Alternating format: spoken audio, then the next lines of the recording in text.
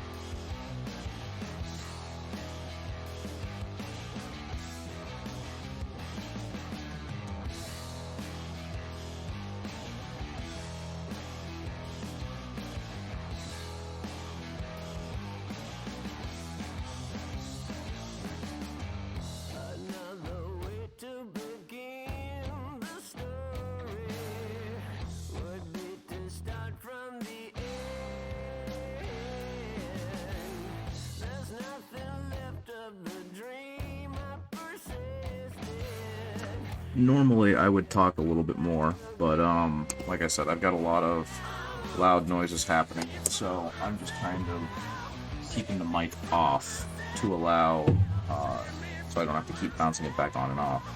And it also looks like the mic is being a little twitchy today. I'm seeing, it looks like little pops in the mic's audio. No clue how that's happening. So if you'll give me a second, I'm probably going to disconnect it and then put it back on. One moment.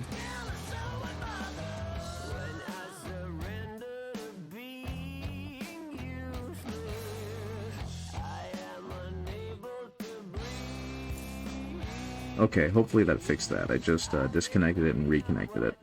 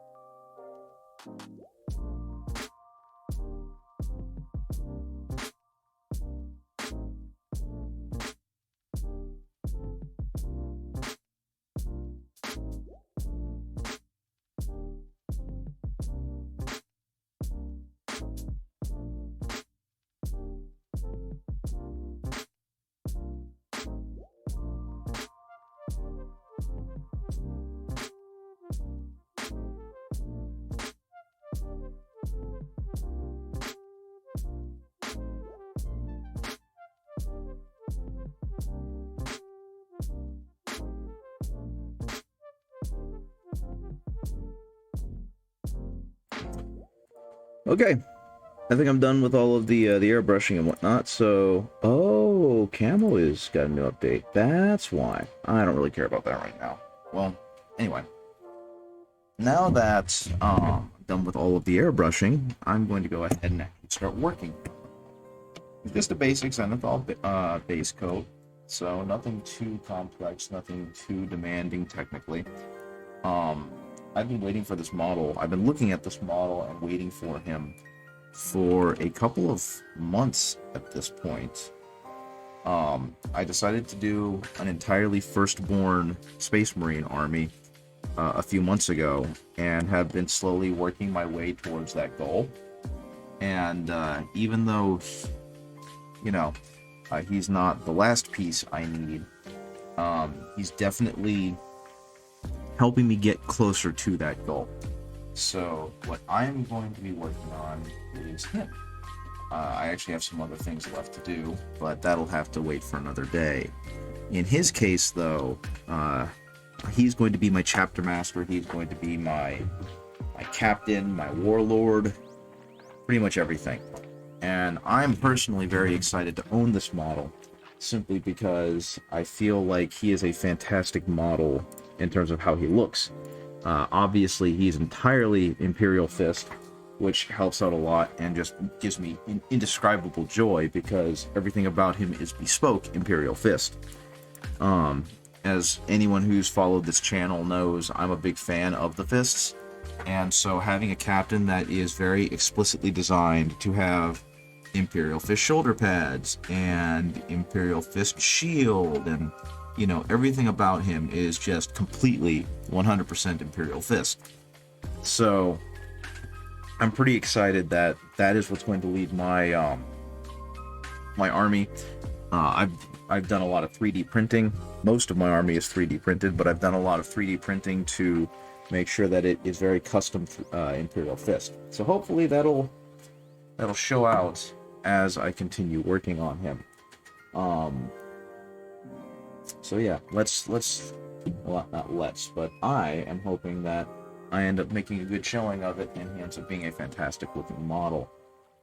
What I'm doing right now, though, is I need to get a reference shot, because while I'm not going to make him entirely based off of the version that they have on Forge World, I am going to be stealing from it quite liberally as I look at how I want to design him.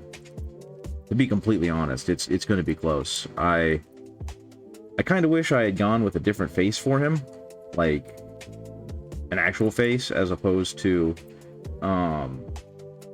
what he came with, which is that really freaky boss helmet. But you know, I was so excited to get him set up that I just threw it on him. And right now I don't think I can really take the dang thing off without having to take him apart because of how he's built. But that is a-okay. I'm excited to have the model. My understanding is that for the armor that he has, for anyone who knows or doesn't know, in the Horus Heresy game, he has there are multiple types of armor that they have in the Imperium, right? They have the heck is it called? They have Cataphractii armor, which is the big slow armor that most people are used to seeing. And they have Tartaros armor, which is more streamlined. It's supposed to be more sleek, and they should be able to move in it with greater flexibility and ease. So hopefully, I'm able to do this paint job justice. I think I'm just going to put that over the camo sign, and that'll be okay. So I'm going to need a red, an orange, I've got the yellow. But yeah, I'm very excited to start this model. And I think that's what's about to happen. I'm debating, I don't think I'm going to do non-metallic. I think I'm actually going to go ahead and just go with metallic metals across the body, because I've done non-metallic on a lot of things. It looks pretty good, but there's just something charming about using metallic paints, you know what I mean? So I think that's what's going to end up happening with him as I finish him up. One thing I think I'm going to do is I'm going to continue using Scale 75's Deep Blue mixed in with my black to give the black a better shine. So we'll see how that turns out. Now, actually, what do I want to do with him? He's got a lot of black on him. I feel like I want to go ahead and paint the black before I paint anything else, because it's going to be a bear if I accidentally paint black over yellow, but if I paint yellow over black, that's not that big a deal. So that's, I guess, how I'm going to start. So good. Do I have any black left in this thing? I suppose I do. Okay, a little bit of black. Let's mix up this blue a bit, make sure it's nice and mixed together. But yeah, I just went to Chicago, just got back from going to Chicago with my wife, Art by QB. We went to a convention, C2E2. If you've ever been, it's, you know what I'm talking about. If you haven't, it's apparently the largest pop culture convention in the Midwest, out in Chicago. We didn't know that when we went. We knew it was a fairly big con, but we weren't aware that it was like the big one out here, out in Chicago. And so we were pretty excited when we got there and realized the scale of it. I will say, we drove because buying a plane ticket was very expensive and just seemed a bit ostentatious, like an unnecessary, expense. And we wanted to save some money, so we ended up driving the 10 hours to get to Chicago from where we live, over in Virginia. And we were going to make the drive on a Wednesday evening and take a hotel, rent a hotel, and then pick up our drive back the next day on Thursday and just get there over a 2-day span. But unfortunately, we couldn't find anyone to watch our pets, so we ended up having to make the entire drive on Thursday. And I will say, that was very enjoyable. I loved taking road trips with my wife. She's really cool. But I don't ever want to do that. I don't want to say I don't want to do that again, but that was definitely a challenge. Doing 10 hours straight is not something I'm very accustomed to doing, and I don't think she is either. So it was definitely wearing on us by the time we got to Chicago. I'm from Northern Virginia. I'm from the DC area, and I've definitely seen how traffic works in DC. And so I felt like I knew what aggressive city traffic was like. But my goodness, in Chicago, they are not afraid to let you know that you've made them mad. That was something that happened quite a bit, is even though we were obviously pedestrians, we heard quite a few horns over what seemed like every little thing. And that was definitely a bit of a culture shock for us. Okay, so what it looks like... He's got all sorts of black everywhere, don't he? We're going to go ahead and paint the fist black. So go ahead and get that done.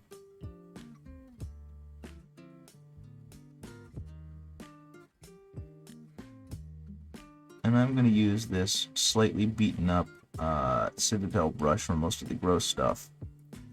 And I'll go back and clean it up with a much nicer brush later. I believe from the looks of it, yeah, the pauldrons are black, and I can just go back over the lightning bolts and the fist logo, all that fun stuff. I can go over that with a gold later. So that's going to be fine. My main hope is that by including this kind of dark blue in there, it prevents it from being just a flat, kind of boring black. It's something I do a lot.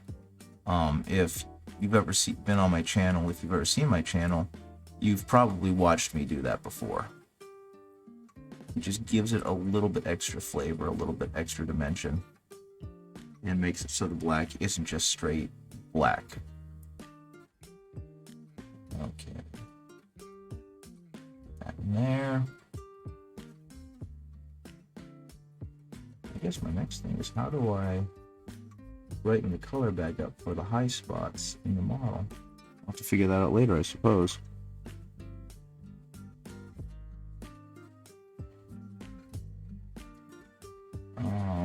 The other side, yep, the other side is black as well. So underneath the eagle, that denotes his captain status, was praetor status. I'm gonna go ahead and hit some more of that.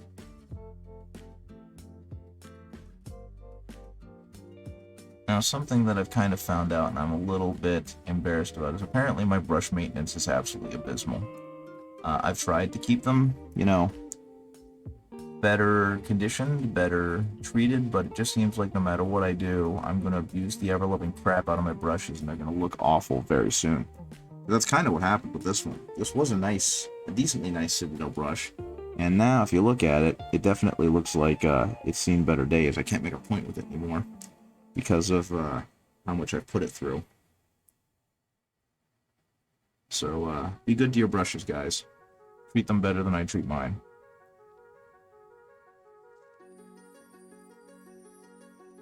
I'm gonna go ahead, and I really like the colorway in this version of the model. I'm not going to deviate from it too much. I think the gold trim looks nice. I think the stark black background against a lot of the white and the yellow. Gold looks fantastic. So there's going to be a lot of that.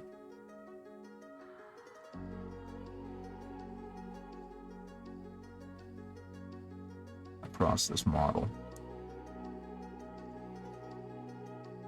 And hopefully I'm able to get a degree of depth out of the non-metallic metal, that I'm able to get some striking metallics on this thing.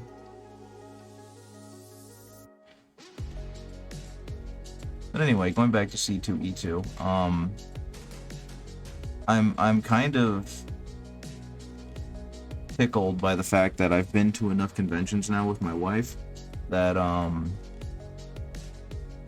that even though it was a large convention, it didn't really register to me as a large convention. I've been to quite a few over the past few years. I used to go to conventions when I was younger in college, and for a while they spoiled me on it because my first ever convention was KatsuCon, and it felt enormous to me. I was overwhelmed. It was awesome. I remember thinking that I felt like Commander Shepard in the Citadel for the first time, seeing all of these amazing costumes and amazing people walk around, and everything just felt so foreign and exotic. It was definitely neat to see, and I wasn't really sure what I was going to do with myself once it all ended, you know what I mean? And I remember getting that con drop, which I'm pretty sure anyone who's been to a convention's aware of. Oh, you can't see what I'm doing. But it kind of spoiled me on conventions for a little while, because I tried to go to a convention where I live now a couple years ago. I was like, oh my goodness, we have a Comic-Con? And I was really excited to go. And it was really cheap. It was only like $15 to get in, if that. And I went in, and I remember being immediately disappointed because it was obviously considerably smaller. It was in like the hollowed out shell of an outlet mall. And it was mainly a vendor hall. It was basically a vendor hall with like picnic tables on a stage at the very back where they did some goofy little panels. And don't get me wrong, I feel like they tried their best with what they had. But I just remember going from KatsuCon to that and thinking, I want my money back. But at the time also, I didn't quite understand or appreciate, you know, cons like I do now. But C2E2 was big. It felt big. It was impressive. I've finally got to be in a ride share, which is something I've never done. Unfortunately, because we had no clue anything about the con in terms of where it was, the directions on the check-in were not incredibly specific. We ended up getting dropped off at one of the other buildings where absolutely nothing was happening, and it was on Friday, when it was incredibly windy, because there was want to offer promotion to your channel. Viewers, so no, I don't want to pay for your stuff. No, thank you. I don't want that. That's fine.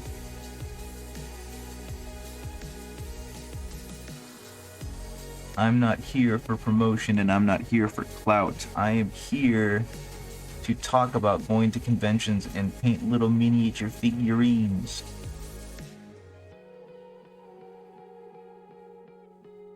But anyway, um, completely lost my train of thought. Yeah, we ended up getting parked out somewhere that had nothing going on. It was cold as sin because it was windy, as is Chicago's wont. Um, it was the day before a tornado was supposed to hit, I think, or we were supposed to get some kind of thunderstorms, and we were just absolutely lost. We ended up having to get another Lyft or Uber or whatever to where we needed to go. And when we got in there, just had absolutely no idea how big that was going to be. It was also really well organized. If any of you, if any viewers, if anyone in here, if anyone watching this later got to go to C2E2, share your experiences. I had a great time, and I was just there to help my wife table. There were a lot of really cool costumes. I saw a couple of Warhammer costumes, actually. There were two tech priests from the Adeptus Mechanicus who made their selves known, and there was a single Plague Marine. And I was excited for both of those, because AdMech are a cool army, and I have my own personal Death Guard army. So it was really heckin' neato seeing both of them get represented. What else do I need to do here? Look over. I guess some of his trim. Some of the bottom metallic trim. That's fine. Huh. Interesting. Actually, wait a minute. What happened there? Did I accidentally goober? Yeah, a little bit. I will say that I was so happy and so impressed with the AdMech and the Death Guard cosplays that it immediately got me thinking about how I need to do my own. So there's a really good chance that at some point in the near future, I'm going to start taking steps towards having a Death Shroud bodyguard cosplay. I was talking about it with my wife on our way back, and she talked about the approach she would take and how she would do it. And I think it got her excited because she's always wanted to do full armor for cosplay. When she was a little younger, she cosplayed as Princess Tiana from The Princess and the Frog, and she like completely handmade it, and it was absolutely gorgeous. It was at a point at the convention she was at, like little children were running up to her to get photos, and there were people that were like, "This is better than Disney. It's Princess Tiana." They were very excited to see her, and so she hasn't been able to cosplay recently because, you know, as soon as we started dating and whatnot, and she started living with me, the pandemic happened. So we kind of stopped going to conventions because we both have immunocompromised family. But she also started leaning much heavier into tabling at conventions. So her time tended to be spent doing work there, which meant a whole lot less cosplay. Okay, those pictures are too small for me to look at, so I'm gonna have to pull them up on my own computer and see what I can do about making them bigger. But yeah, so I'm probably gonna try and do a Death Shroud bodyguard, and we're gonna see how good, bad, or indifferent that's gonna look. I'm hoping that I do a decent enough job with it. Okay, there we go. There we go. That's gonna be big enough for me to see what I need to do. Okay, I need to make... Did I not finish making the shoulder pad black? I did not finish making the shoulder pad black. So we're going to do the top part right here. And I guess the good news, since this is going to be completely covered by a metallic paint, it is going to be completely covered by a metallic paint.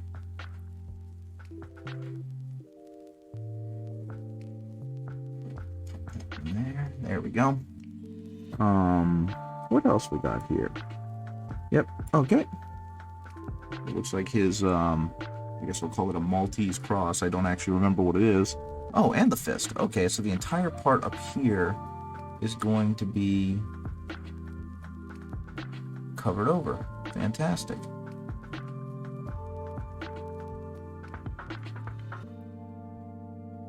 And now I can do that. I'll clean this up a lot later. I'll tidy this up a lot later. Right now, I'm just trying to block in some colors and make it look all solid so I can then move on to the other stuff.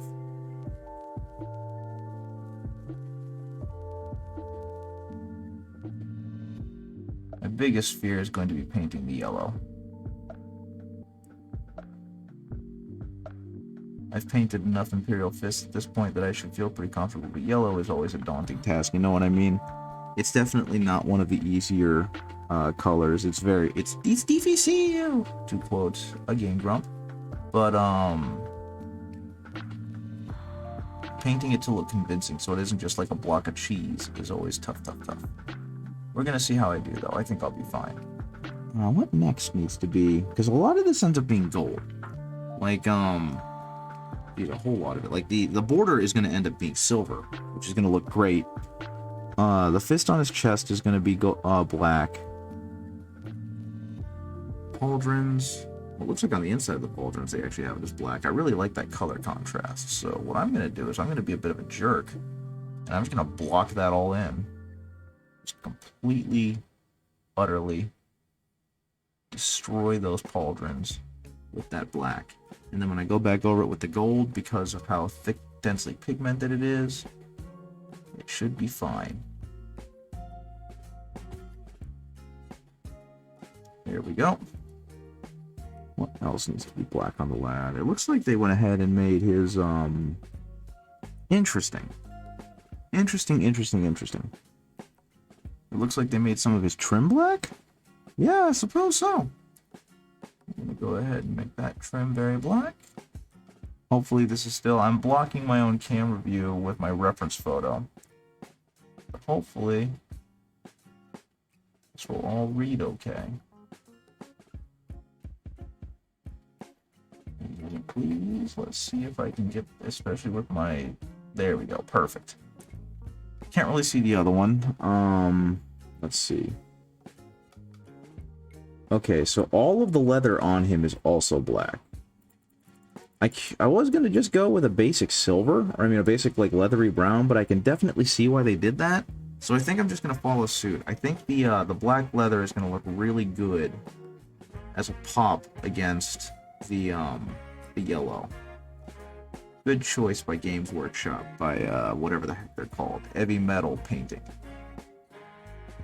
So I'm just going to follow their lead.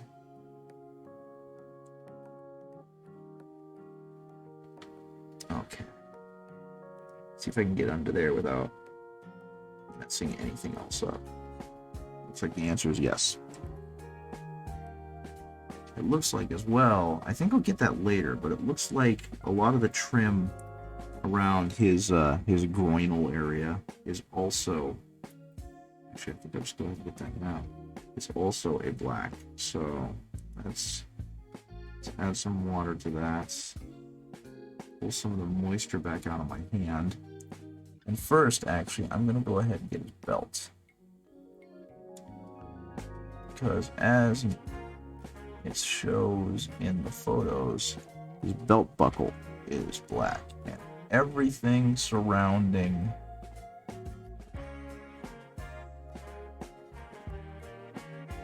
the skull is black, which I think is just this stuff right here. And so especially with this, if you're newer to painting, you'll know that angles mean everything. You can get the right angle on a mini, you can save yourself some time and effort. Because it will paint in exactly the crevices that you want. At the same time, if you are me, you'll just go back later and shade over it. Looks like I'm being a little silly. But, something that I heard very recently, I don't remember who said it, it might have been Ninjon, who I think is a tremendous painter. He mentioned that the best thing you can do is always challenge yourself. Because you may not be good at it now, but the only way to get better is to continue to push yourself and work harder on things that you don't think you can do, because if you do that, you're going to really focus in, learn a lot about technique, and even if it comes out looking bad, you'll still know how to do things quicker, have better shortcuts, have better control. So when you're not trying to obtain that level of detail, your minis will be done faster because you'll know where you can cut corners and where you can't. And I think that's an important skill to have when painting these little guys, because to be completely honest, one of the worst things I feel like you can do is obsess over one little detail because you're not sure how to paint it, and then you waste a ton of time trying to work that one little bit. So to me, it's just a whole lot better to kind of work on a specific skill. Like today I'm going to work on blending, and you're going to work on blending on a certain part of a mini, and it may not look the greatest, but now you've at least played around with blending better with it than you were before you tried, right? But yeah, something Ninjon mentioned in his Golden Demon attempt, Golden Demon submission at Adepticon, which I would also love to go to, was that a lot of people, because all they really see is the shortened YouTube video, and the end product is, you know, man, I wish I could be as skilled a painter as you are. And well, there is obviously clearly an amount of skill that goes into doing this kind of stuff, just like there isn't anything else. A lot of it is just obsessing over the details and going back and being willing to fix what didn't come out perfectly the first time, right? Okay, let's see what that sword looks like. That sword is also black. I think, though, I'm going to give it a maroon grip because I like the look of a maroon grip.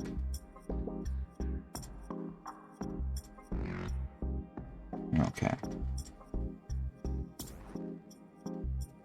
So I'm not necessarily telling you to not focus on details and whatnot, but it's more like focus on them with a plan.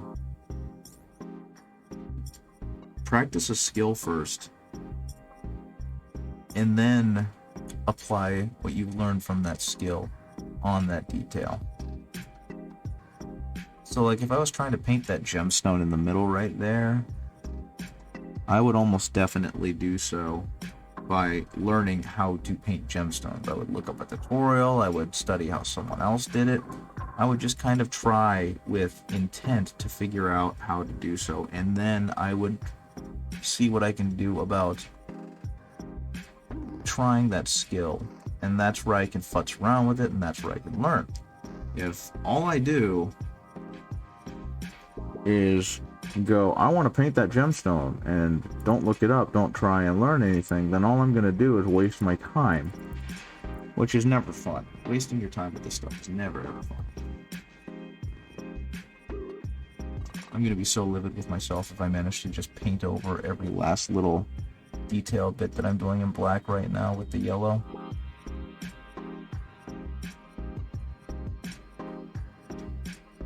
Though I do suppose the good news is if that happens, the black will, or the yellow won't really cover the black well. It doesn't have great opacity, so it won't take much for me to just go back over it. Okay.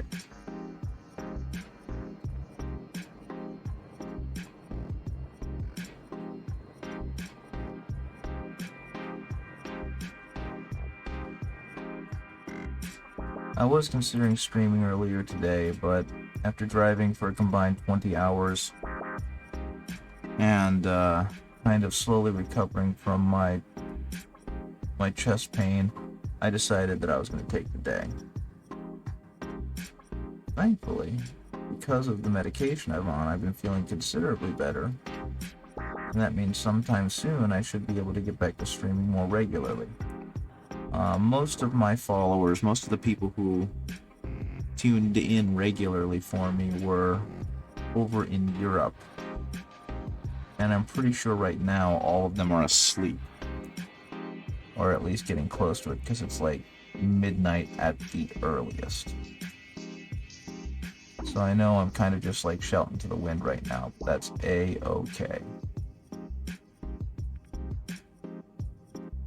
Actually, now that I think about it, I need to talk to a client. I was commissioned to paint a mini that someone wanted to buy to a high detail. And instead of paying me, they wanted to trade me in dice that they were going to make. And that's fine. I would rather get paid, but if that's what they've got to pay me with, and I've got the time, which I do right now, I'm gonna go ahead and take it. It's gonna make a nice gift for my wife anyway. But after showing me what they had done with the character, they kind of haven't talked to me again. So I'm gonna have to figure out exactly when they're gonna buy the file and for me to print out and all that other fun stuff. But we'll do that a little later. That's okay. Let's see. We're gonna make sure that that's a little more thoroughly painted. Let's go ahead and get these tubes now. One comment was deleted by a moderator. Yeah, it was spam. It was me. Speaking of, I made the mistake of getting a Twitter. Well, I take that back. I had a Twitter, and something that was going to be important over this weekend was that my wife follows Iron Circus Comics and Spike, who is the head of Iron Circus Comics. And they're based in Chicago, and they were going to be at C2E2. So, something that she hoped she would be able to do, especially now that she's self-published a comic and 2 short stories, would have been to present Spike with her stuff and just talk to her and get to meet a person that she looks up to greatly and respects greatly, but also potentially create, like, you know, kind of an in-ways to working with Iron Circus Comics. And so that was a huge deal. And so I was checking Twitter with my, at the time, and still to some extent, dead Twitter account, which I have for Ben Repaints. And just trying to get in contact with her. But in doing so, I kind of ended up going down the rabbit hole. And now I have a much more active Twitter. Though I have to say, I kind of really don't like it. Twitter just seems like such a stressful waste of time. It's so easy. I don't know if anyone in here has Twitter, or if anyone listening to me has Twitter. But I don't know. I can't do the Twitter. It's way too stressful. It's way too easy to get angry about things on Twitter. It's way too easy to get into fights on Twitter. It just feels like a whole lot of, like, here's how to get angry really fast. You want to be mad about something? Be mad about this, because this is what we're mad about, so you should be mad about it too. And there's a lot of idiots on Twitter who are just incredibly unmoderated in their bigotry and their hatred. And I'm not down with that.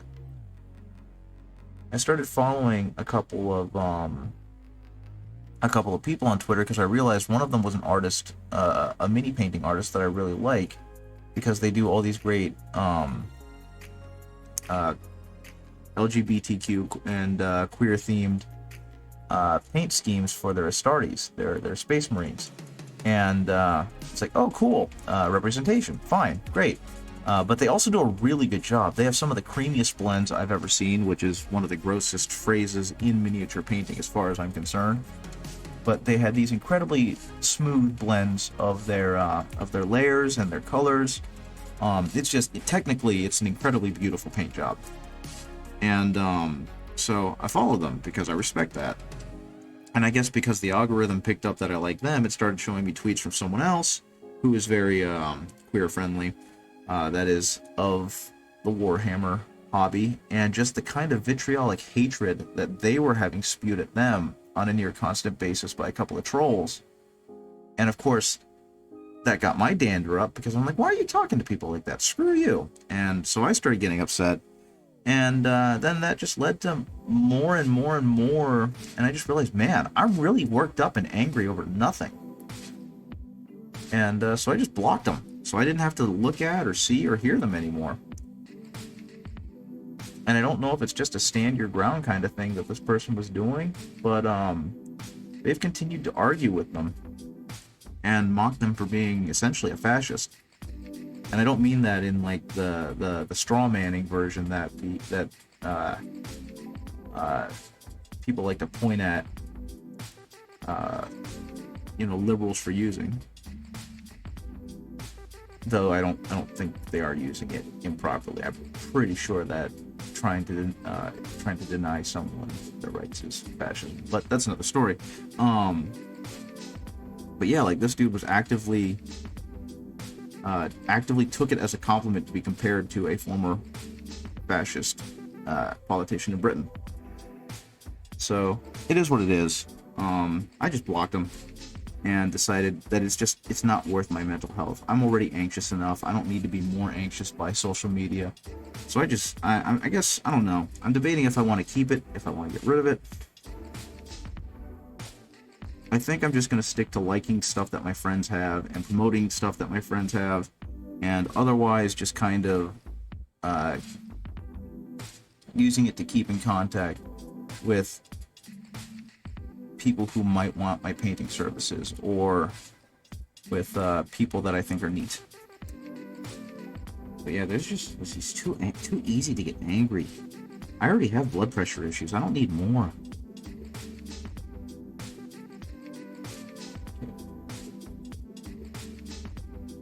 Make sure that is well covered.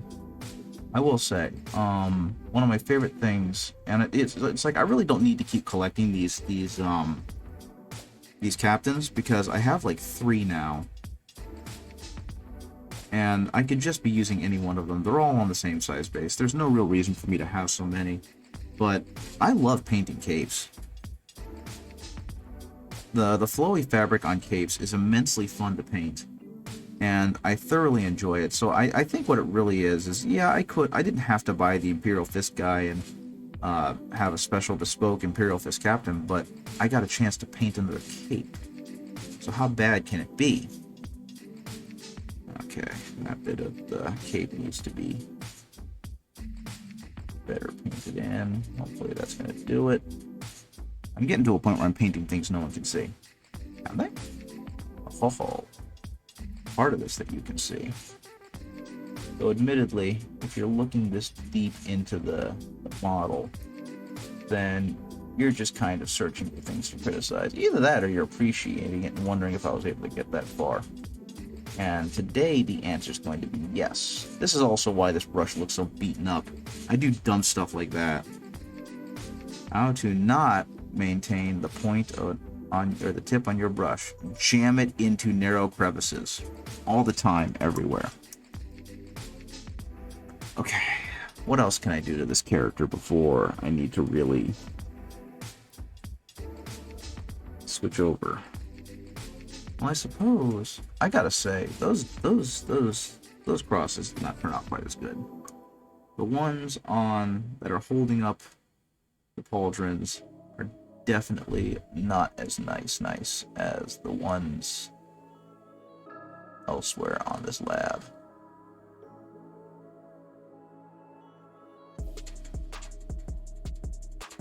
I will also say I have no idea how they got the degree of detail that they did on some of these paint jobs, some of these spots.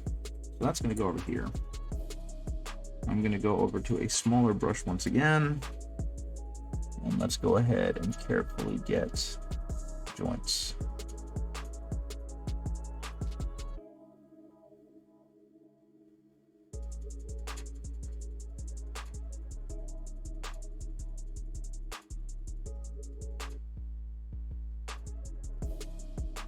There are some incredibly small spots to have to brush over. Not even have to brush over. You don't have to do a lot of this. This is all just detail work. But this is going to be a centerpiece model, so I suppose I should make him look as pretty as possible, right? What was I doing? Where was I getting? Now that looks pretty good. Maybe I should get the vents?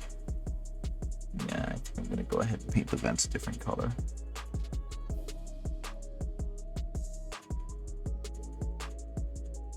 Just painted that same black I've been using on everything else.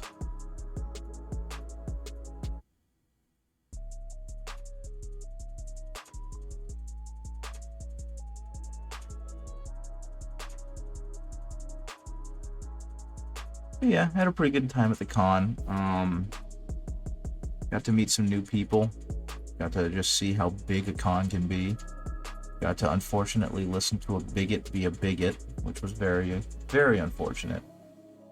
One of my friends, one of the vendors that I know through my wife, is trans, and one thing that they have at the convention hall are gender-neutral bathrooms.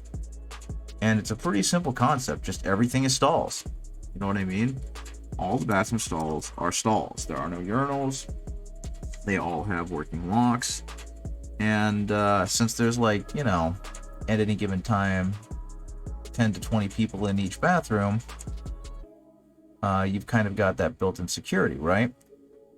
Unfortunately, a guest at the convention, I'm assuming they were a guest, decided to take it upon themselves and complain loudly about the gender-neutral bathrooms, and how they were bringing their daughter the next day and they didn't want to, you know, what am I supposed to do when my daughter sees this? I don't want to have to blah, blah, blah, blah, blah. And it was just a bunch of ignorant stuff. And they decided to pick on my associate because they wear nice, bright pastel colors and they have a very bright personality. But this woman decided, I'm just going to go ahead and target this trans person and start being verbally abusive at them. And it's just like, well, okay, I guess that's happening now. Thankfully, nothing came of it. She just kind of walked off once she realized she wasn't going to get the response she wanted. But, someone else came by and warned us, hey, that lady, she's been a problem around the con hall. She's been scamming people and stealing their merchandise. And so we alerted convention staff, and hopefully something was done about it. They seemed to be deeply sorry that we had to deal with that. But yeah, just mildly unpleasant moment that didn't have to happen. So hopefully that situation was dealt with in a discreet way that allowed the rest of the convention goers to feel safe.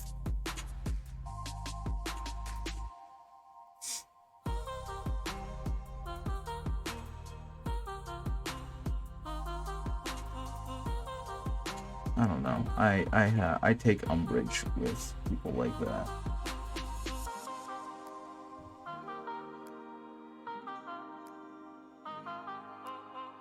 But that's a whole nother story. Sorry, I'm focusing right now pretty hard on getting this trim painted. And actually, let me look at them real quick, because I've forgotten already. Doop-a-doop-a-doo. What's this got? That's... Nope. Okay. Looks like on the back, though, I've got some more black trim to do.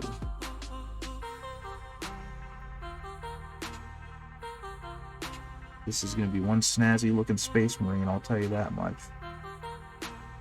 Especially since I'm going to be using him for the 40Ks of the Warhammer. And so he is going to be wearing 10,000-year-old Artificer armor. Of, I suppose, the highest quality.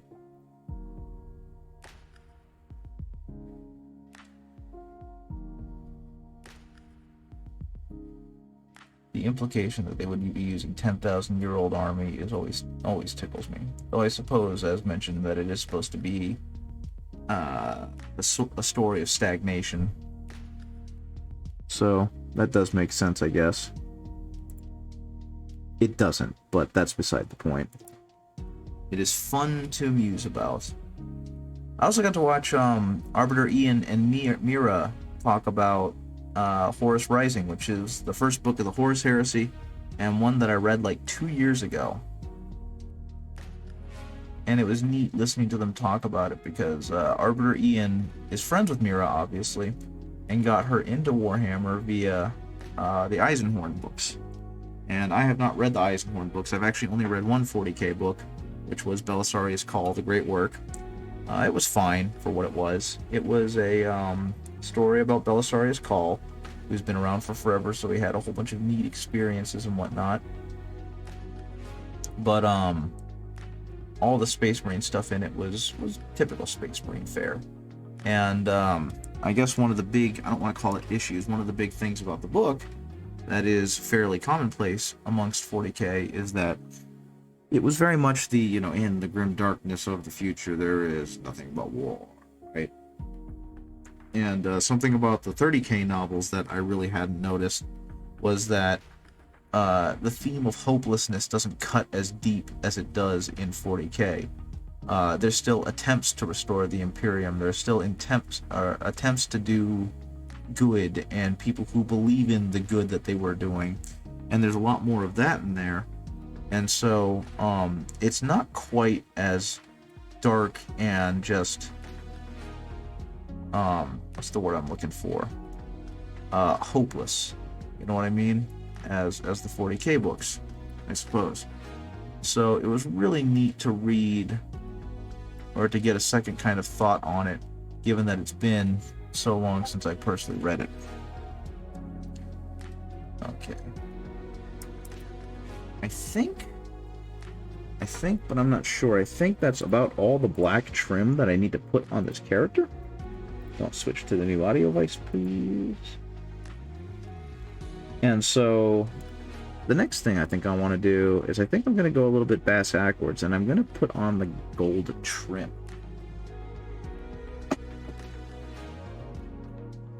Because I really don't want to go back and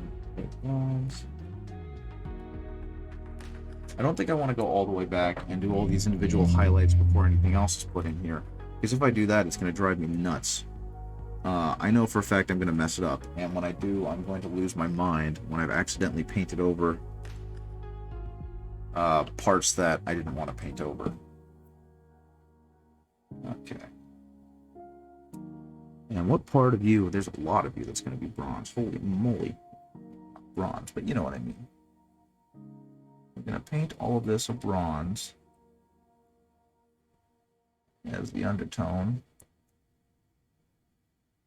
And then we're going to work our way up to a much brighter gold. That's my feel.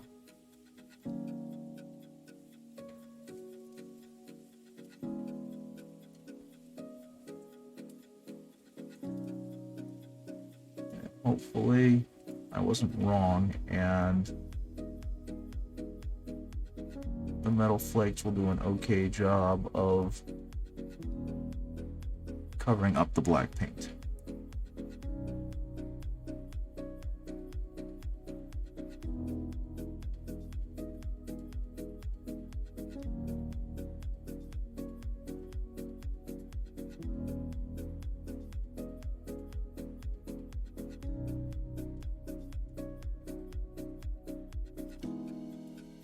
But yeah, I kind of hope that soon we will be able to go to a convention that we're not having to table at. And if we do that, one or both of us get to wear a ridiculous, over-the-top, like, everyone stops and stares level of cosplay. And since I've never really done that before, I'm kind of hoping it's me. I'm hoping that with some smart budgeting, we're able to put away enough money that I will be able to make the ridiculousness that is the Death Shroud Terminator, and that she'll be able to help so that she can kind of get her groove back with cosplaying and construction, and then go on to make her own cool thing. She has mentioned an interest in cosplaying as a Sister of Battle, which I think is very, very cool, and that if she does that, it's going to be one of the Zephyrim with the backpack.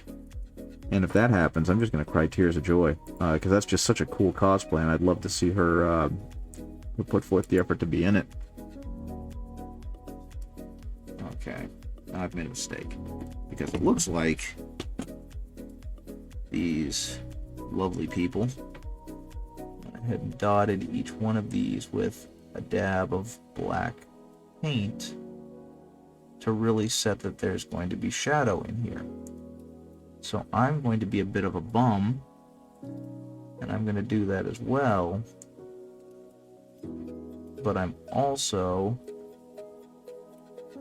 going to just go over it with the bronze gold. I think I'll have to wait to do that later. In the meantime, let's go ahead and use, shall we?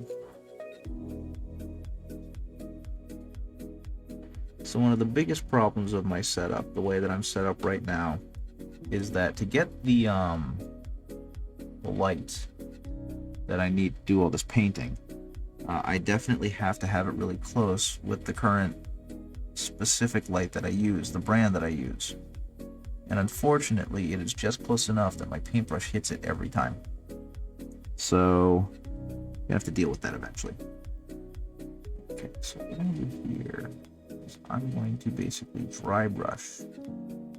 Yes, perfect. So that'll leave the other paint, the black paint, in the darker recesses. At least that's the plan.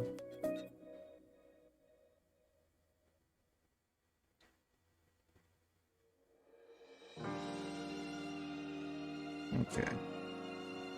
More review.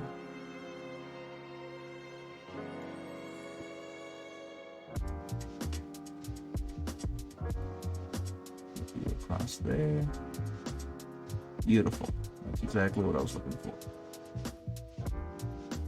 And so now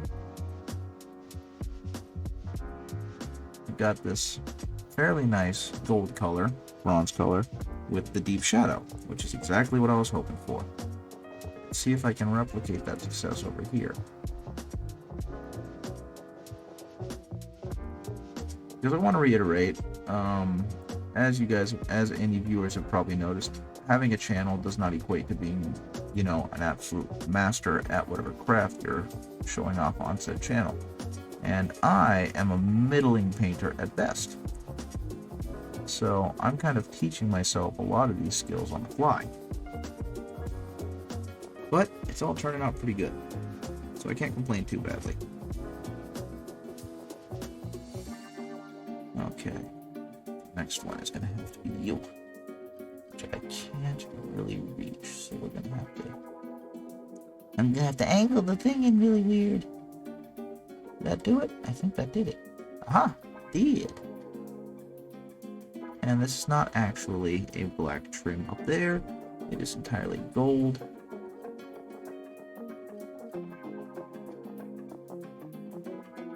So that's aces, oh cases. Let's check real quick. Yep, that's gold, and then all that's white and black and whatnot. Ah, I see. Fantastic. Not that big a deal. Okay, the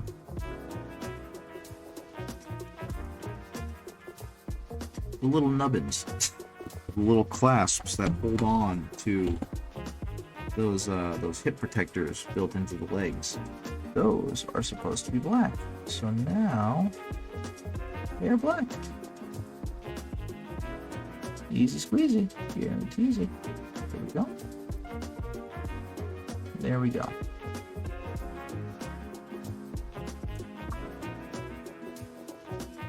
And I mean, to some extent, I'm going to be a bum, and I'm going to paint over this entire thing with a wash to clean up any of the egregious mistakes that I've made.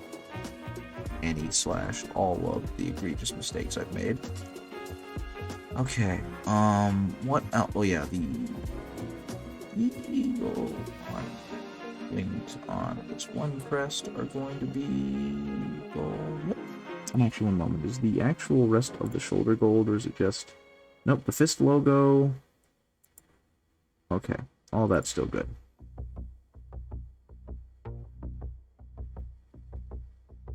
Same thing with you right here. I'm gonna go ahead, paint over you.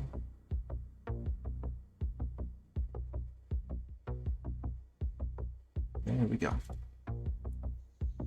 Okay, now if I recall right, on the other side, fist is black, everything else is gold. Dangarang. Okay. Let's get that back out here.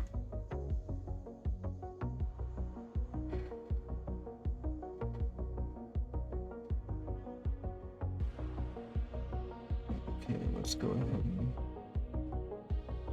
paint the fist black.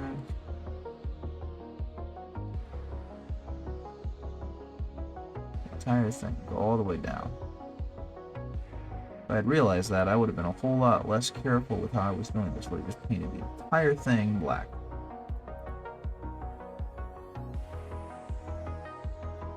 That stuff. So, actually, I get the feeling that the top part of the shield is now dry enough for me to go ahead and play with it a little bit. So that's what's about to happen.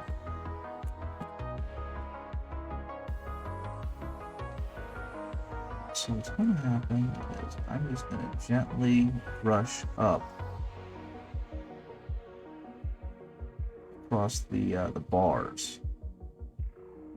So that way we can still keep those nice shadows. And I can just kind of fill in everything else as I go along.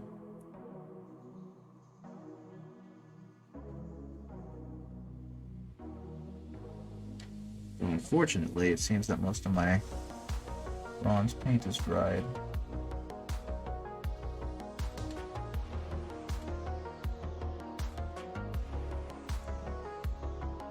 Well, thankfully, I don't think that'll be much of an issue. But yeah, I kind of hope that by next year, my wife will have reached her goal and will be doing some commission work for a couple of different people. Actually, she's gotten some really good luck with that stuff. Good opportunities that will hopefully bear some fruition and some monies soon. So I gotta say, I'm so proud of her. She's so cool. I love my wife. But anyway, got back from sorry, I know I'm really scatterbrained right now. It's been a while since I've had to think with any level of coherency. So forgive me for being a little bit scatterbrained and all over the place with my content and my talking. But got back from Chicago, went through 4 states to get back, and kind of took the day to ourselves. Just chilled out, enjoyed the day, did whatever. Didn't think too hard. And to be completely honest, it's been lovely. As I've mentioned before, I'm a school teacher and I am on spring break, which has been real nice. Unfortunately, I also have a medical procedure that's going to have to be done near the end of spring break, and I'm not looking forward to it. They're going to shove a needle in my thigh and do a heart cath, so they can do a final judgment as to whether or not I have any kind of blockages in my heart. And as previously stated, I am not looking forward to that at all. The good news is, based on my current condition, I'm almost positive that I am not dealing with a heart issue. I'm just not looking forward to spending the last few days of my break, in a hospital bed, getting stabbed in the leg. Hopefully, this will not be a procedure that takes multiple days. If it is, I'm just going to go ahead and be sad and cry in my hospital bed. Okay, let's hope I don't accidentally go over.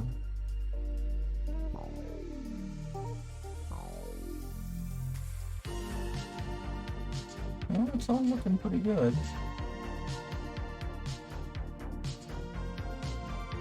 That's kind of what happened last time. It took them 3 days to get to a point where they could say, no, you can go home, you're not going to die. Like, great. This should have been a 1-day procedure. But unfortunately, the healthcare system being what it is, underfunded, overworked, etc., etc., etc. Fun stuff. Okay. But hopefully, we can finally rule out heart issues. Because I'm too young to have heart issues.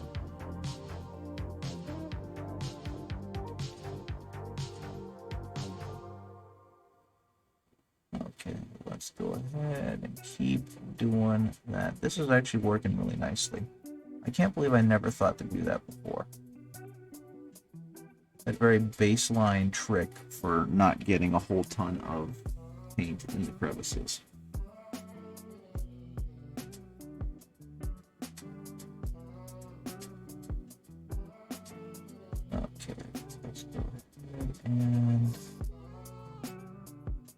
Whoops, that's completely off base. Off camera, not doing you guys any good.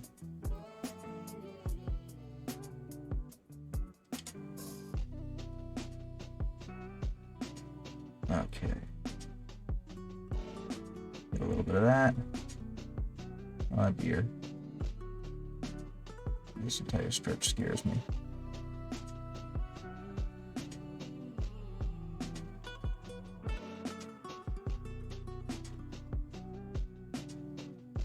I don't know. Anyone else out there that's doing any kind of projects or anything artistic? What do you guys have lined up? What are your big ambitions for the next few days?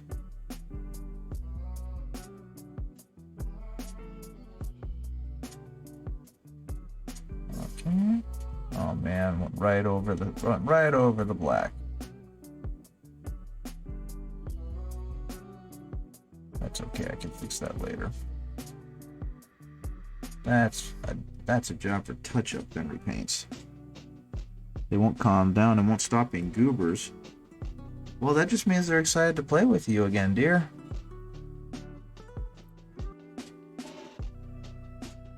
Thank God they've calmed down. Yeah, I get that. I mean, like I said, they're probably just super excited. I'm very sleepy. I'm working on painting this guy up. And he is going to end up being very similar to the regular color scheme. But I'm working on starting with a much darker gold and then working my way up to a proper gold. That way there can be some color depth to the non-metallic, or to the true metallic metal that I'm doing.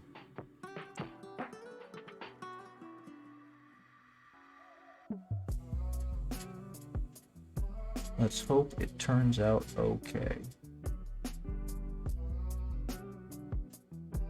Now one little thing. Let me check. Nope, those are going to be silver. That's fine. Silver metallic studs. But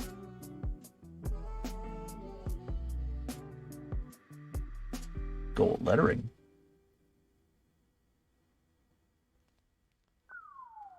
Okay. Oops, I almost forgot to get this part of it.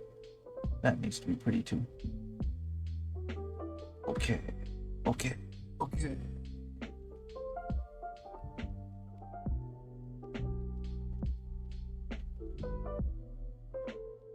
What else needs to be gold on this lad? Nothing on the chest. I need to go back over a little bit on the borders around here. Oops, see already, going too far again. Precision painting is a difficult task with crappy brushes. And these are definitely not good.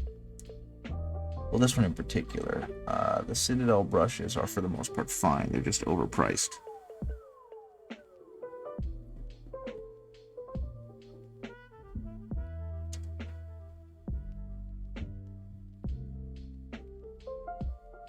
I think I'm just gonna have to go back in with a black paint to clean that up, and that'll be fine, I suppose. Okay, looks like all of the gold for the most part is blocked in. I suppose what I can do next is move on to actually, we're gonna go ahead and put a gem in the pommel. So I'm going to paint that with a gold. Go over that part.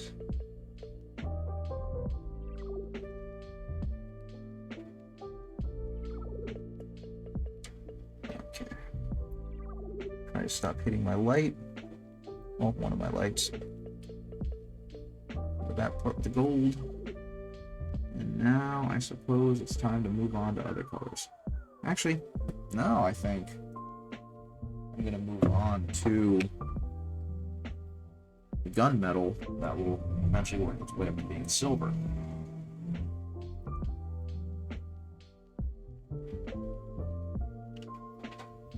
And there are some places where that needs to be.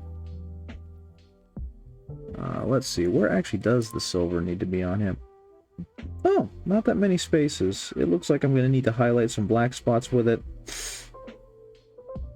Otherwise, a little bit of his backpack, Gonna have to dry brush some spots, but otherwise, no, it doesn't look like he has a whole lot of silver on him.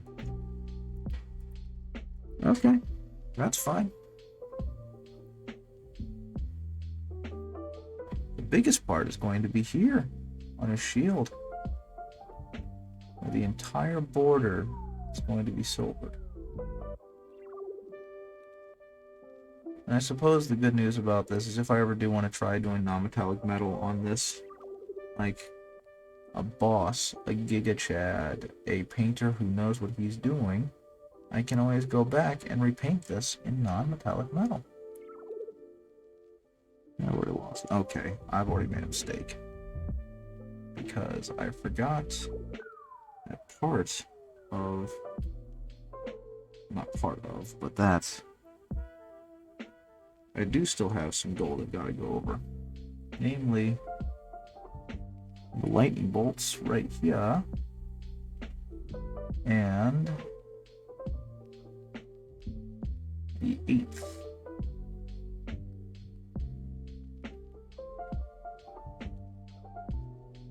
Oh, that's pretty. Not perfect, but pretty. Back over to the silver. Let's see what I gotta do here.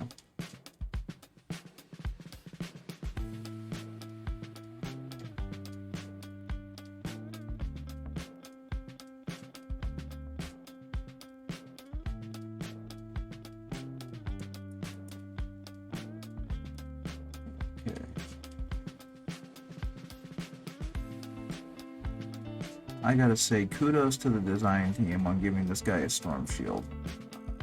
One of the best parts about the Imperial Fists is the fact that they are like a brick wall, right? They will stand there until either they fall or you fall.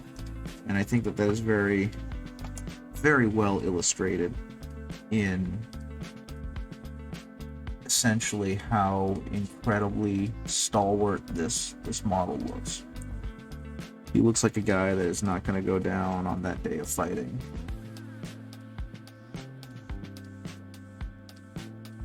Okay. One moment, please. As I bounce back and forth once again. Yep, the outside of it and the hilt. Fantastic. What part of the hilt? Am I misreading that? Am I misremembering that?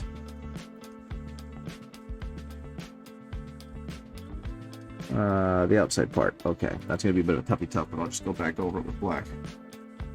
So we're gonna hit the outer trim with silver.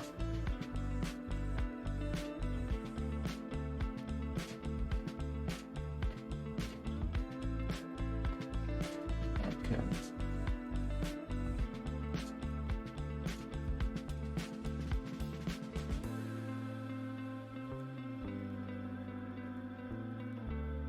There we go. And let's get the rest of his sword. The sword is eventually going to get a very hefty shading of black over it with some nice little energy nodules to make it really pop. Right now, just getting a little bit of that.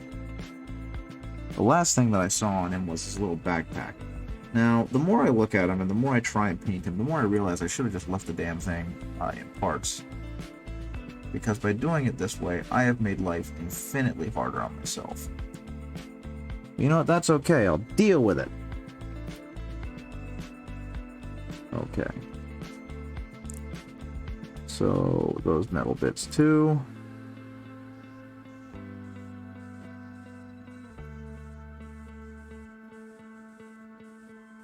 There we go. And I need to dry brush me some of your... Hey, Remnant of Chaos, how's it going? I haven't seen you in a long time. I have no idea how many people are in the chat, but I'm assuming that the number is maybe 1. More 2:45. Good gravy. Is it 2:45 a.m. where you are? If I remember right, you're out in Europe, so time's a little funky there compared to where I am. 2:45 a.m. Good gravy. Well, thank you for hopping on. just woke up. Were you the individual with the really crazy hours that had basically a like an early morning job? I don't remember things. And if that's the case, I'm not sure if you're aware of why I've been gone for so long. Because you study, fair enough. That's pretty early to wake up to study. I never woke up that early to study, but then again, I was also not very good in university. I was in the emergency room for a couple of days. I've been having chest pain and shortness of breath, which is not something I should be having at my age. I'm not a particularly old individual. I'm in my mid-30s. Yeah, it was getting to the point where just doing my day job as a school teacher was becoming impossible. And it turns out I think so. I'm not entirely sure yet because they haven't finished doing their testing. But it looks I'm actually going to get a heart cath done on me in a couple days. But that's kind of like their last final double triple check test to make sure that I don't have anything heart related. And it seems like I have adult onset asthma. The cardiologist seems to think that that's what it is, or the pulmonologist seems to think that's what it is. And once I got on an inhaler, I'm taking a daily inhaler now that I take in the morning. I've really leveled out. I'm able to do things I couldn't do a few weeks ago. So that's looking to be the most likely culprit, which is definitely a whole lot better than, having severe heart problems at in my mid-30s. But I was in the hospital for a few days while they ran some tests, and then I've spent most of my time back at work as like a presence, but not really able to do anything. So I'm excited to finally be done with all this and get back to doing what I like to do. I wasn't having... Yeah, I know, right? Only got one of those. I wasn't able to stream because I was just too exhausted all the time to do anything with it. So it's nice to be back, and it's nice to have the energy to do this kind of stuff again. So yeah, my hope is that I'm able to do it more regularly, and I can kind of get back going, because I just made affiliate, like, right before I had that issue. Yeah, I know, right? Mechanicus, the Iron Hands, flesh is weak. But, yeah, my hope is that I can get back to doing this, kind of build back up my regular schedule of streaming, do some more really cool makes and models and whatnot. Thank you, I appreciate it. Something I was able to do that I don't think you got to see was I finally finished the Nurgle Knight I had been working on and off for like a year. And I'm really proud of how absolutely disgusting it is. So I'm going to show it off while you're here. Ignite. Boom. Boom. There we go. It's entirely 3D printed. I managed to find a really cool custom carapace for it. And I found... One of my friends gave me the head, which was from the Scarlet Witch doll that they were giving out at the Doctor Strange 2 movie premiere. And so I cut it up and made it the head for this thing. And I'm really happy with how it turned out. And I feel bad for the friends who are going to have to fight it eventually. And I also took a little bit... I forgot, I took a little bit of...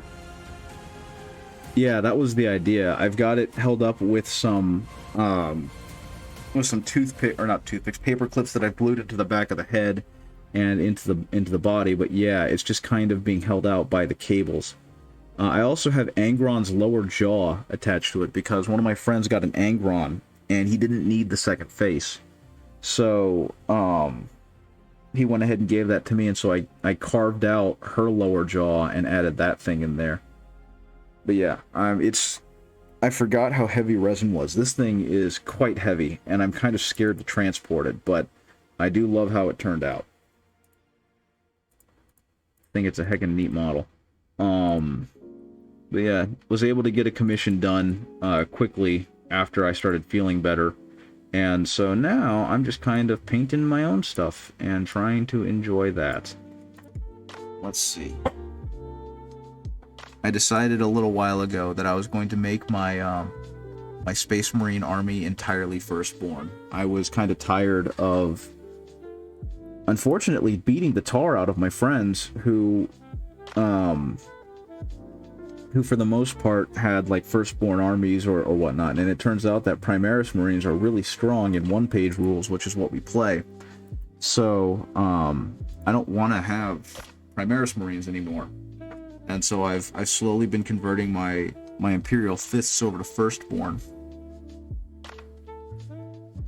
And most of that has been 3D printing. I got myself a brand new 3D printer. It's a Saturn II, which is a beast if you've seen it before. It's an 8K printer and it does really amazing things. But the only thing I wasn't able to find a file of on Shopping Spree, I officially started your World Eaters Army. Very, very cool. World Eaters, their sculpts are getting so good. I think one of my favorite things that I've seen and heard about Saturn II myself. Yeah, you do. Cool. Yeah, I was stunned. I went from a Photon Mono SE, which is a solid machine, don't get me wrong, but I went from that to a Saturn II, and it really is night and day, right? A 2K machine that was good like 2 years ago, up to, yeah, man, wow, that's an even bigger upgrade. Well, congratulations for you. I hope it was worth it for you as it was for me. I can't imagine ever going back now. It's just such a powerful, powerful machine. And I got to see kind of an example of that. And I also for Christmas, I was given Soraya-Tech Blue resin, which is basically Soraya-Tech Tough or Tenacious or whatever you want to call it. Yeah, I know, right? It pays for itself almost immediately. I got Soraya-Tech Blue, which is essentially Soraya-Tech Tenacious on steroids. It's actually meant for making tools and the like hardware.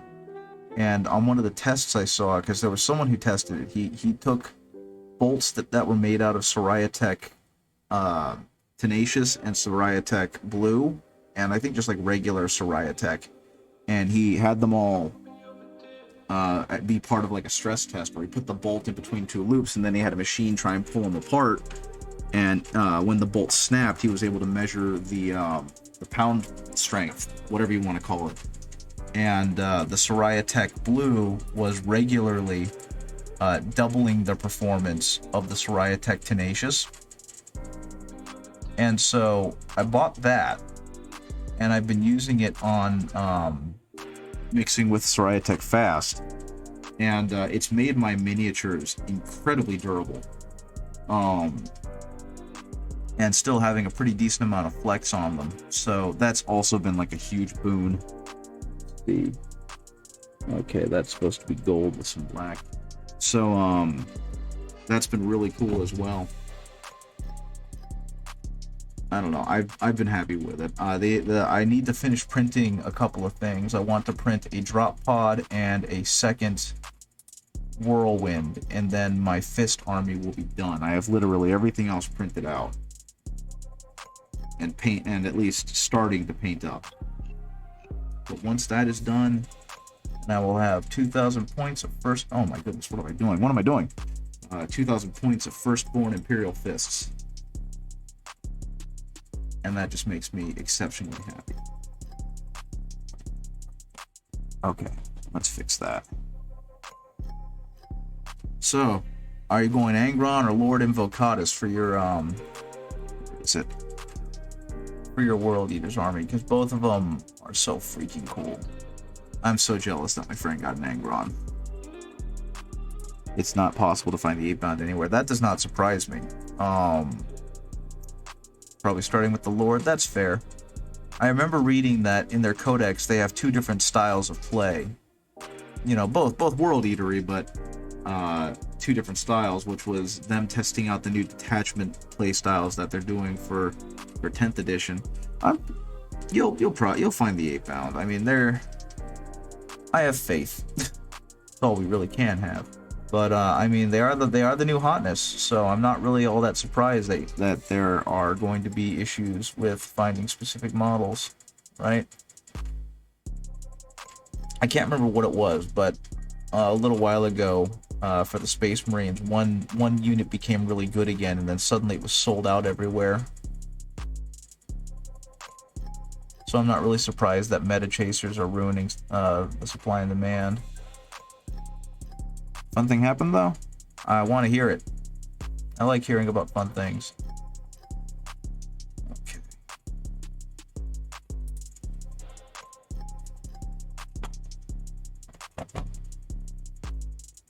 Yeah, actually tomorrow, that friend should be coming over so that he can finish up painting or assembling Angron so we can start painting him.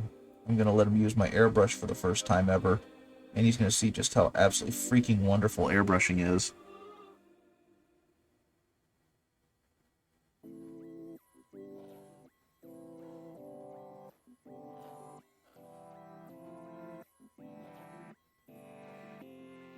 Okay. I think all that's left for me to do is actually start painting this dude yellow. But I don't think I'm there yet. Admittedly, I probably should have painted him yellow to start it off, but I felt the urge to paint all of these little bitty bobs first.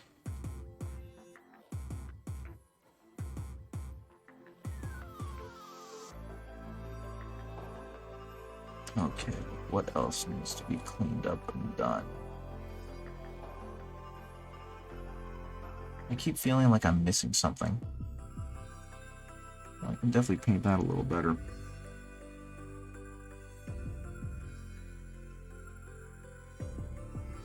I do know. Okay. When a shopping spree with two friends or LGS has multiple stores spread across the country, you can have a membership which gives you a card you can use to pay. You get a 5% discount and 10% of the value of what you buy gets inserted the credits to your membership account, and you can use those for upcoming purchases. So if I buy 100, I get $10 on the account. Yeah, that's fair. I'm assuming you and your friends found a way to take advantage of this system in a very positive way. If so, that's freaking awesome. I can't wait to hear how the story ends. Let's see. There we go. What else can I do with this guy? I think I need a little bit more bats and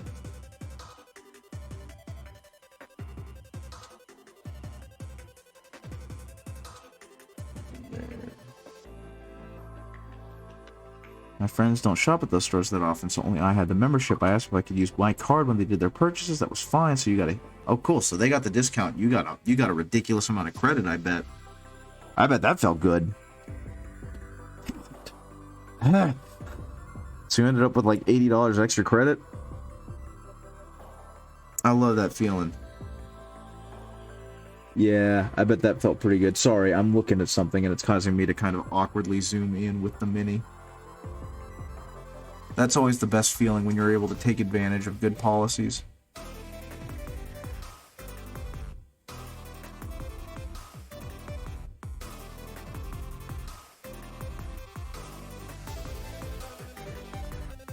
Unfortunately, hobby stores aren't that prevalent here. At the very least, not ones that big, so we kind of have to almost free combat patrol right there. Yeah, that's amazing. I keep having to resist the urge to buy new combat patrols. I am way too deep in on this game, and it's making life hard because I just want to buy all the combat patrols. I just want to buy all the armies. I want to make huge dioramas of these armies facing off against each other.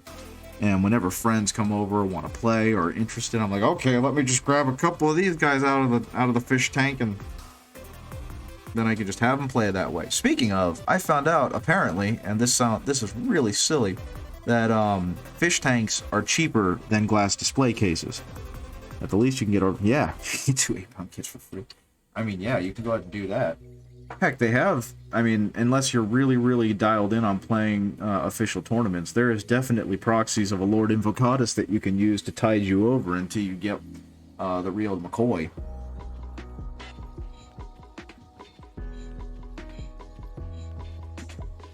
Yeah, lightning bolt. Is that the one? Lightning bolt. Yeah, that is what I want. I figured. I mean, you got a 3D printer. I'm pretty sure that you're just as aware, if not more aware, about all the fun models. Gonna use my Possessed as proxies until I get the 8-bound. Ah, the Possessed are cool models. I got to paint a couple of those up as Pokemon. One of my favorite paint jobs for a friend. He's playing Alpha Legion, and he bought some of the new Chaos Possessed. And he wanted me to paint them up because he said he knew I'd do a really good job on them, which was really flattering. And he said the only thing that he wanted specifically from them was that there was going to be some reference to Pokemon in each one. So that's kind of what ended up happening. This is unacceptable. There we go.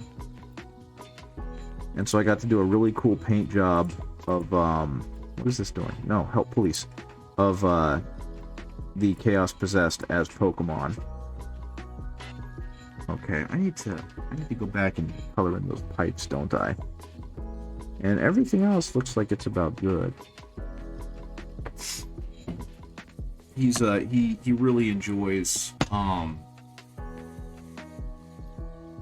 why can't I marine biology, and so he tried to find as many different shellfish as he could. I think 2 or 3 of them ended up being crab related.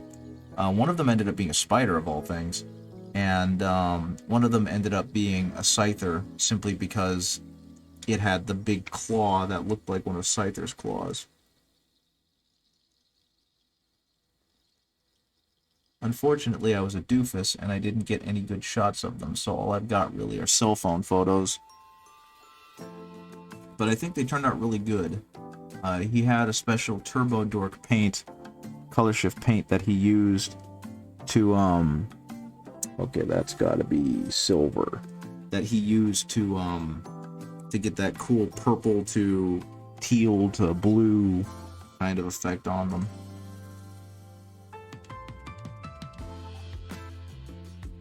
Honestly, still one of my favorite paint jobs I've ever done. That one was very, very fun.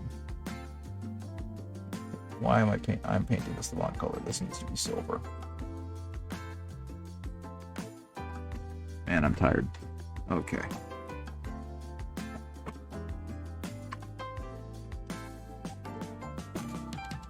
But yeah, so are you excited about 10th edition and the new rules that they seem to be putting out?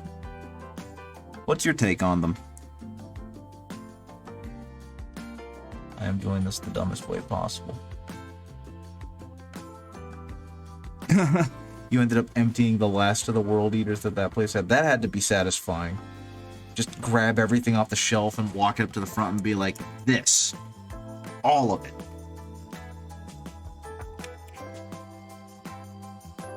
Okay.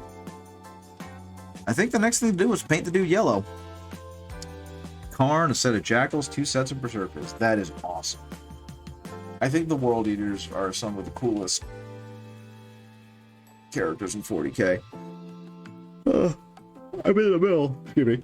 I'm in the middle of reading The Siege of Terra, and Karn's character is so tragic. He's so much fun to read about. Hate painting skin because I suck at it. The jackals are nothing but skin. Yeah, especially when you want to make them look good, right?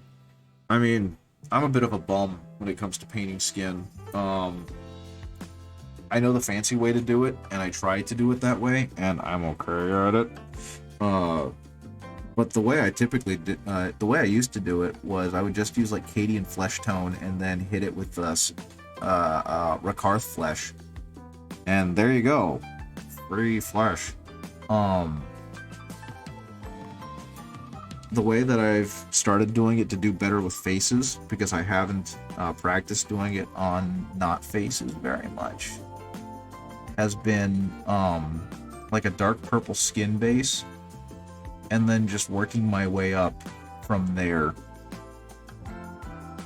I'm pretty sure I'm not telling you anything new, but that was the way I did it, and it's led to some really good looking faces. And admittedly, it's also led to what I thought felt like stinkers until I walked away from them and then came back and realized, no, those are actually not bad. Stop being so hard on yourself. So, yeah, faces are difficult. Human flesh is weird. Speaking of, were you here when I finished doing the Fulgrim that I had, the 3D print one from 3D Art Guy?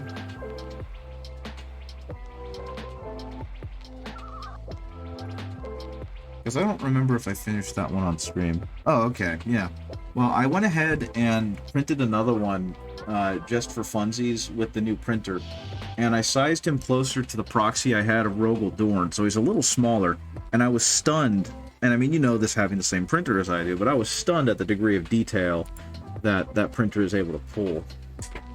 Let me find him. Here is...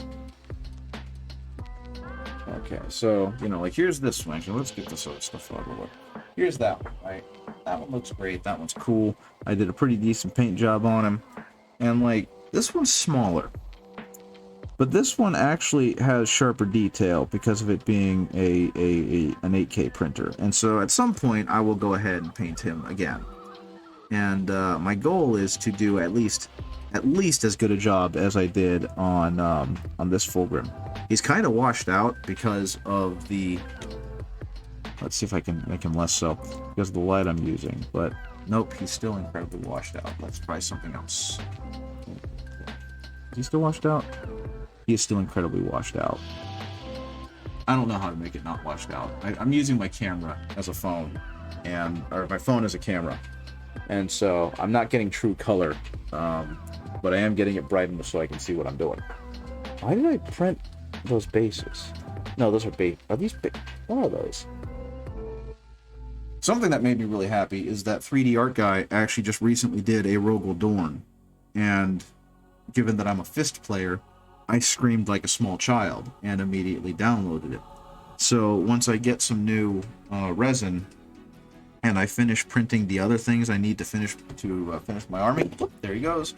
I am definitely going to be printing out a Rogel Dorn to have, just because I like Rogel Dorn. So that's going to be a lot of fun to paint as well. But my actual hope is that I have too many commissions to get to it. I've definitely got to stop though, because I have so many projects that I started and have not finished yet. And it would probably be good to... That's been the problem with the 3D printer, is it's made it very easy for me to accrue piles of shame. Simply because there's nothing stopping me. So, like, I have so much crap I need to finish painting. I have an Escher Gang squad that I never got to painting. I've got them primed and that's it. I've got a whole combat patrol of Custodes I still need to keep working on. There's so much crap I need to do that I haven't done because I got the 3D printer and just decided now's the time to print off every part of my 2,000 point firstborn army that I can. So that's what I've been doing. Anyway, I think it's time for him to be yellow. Okay.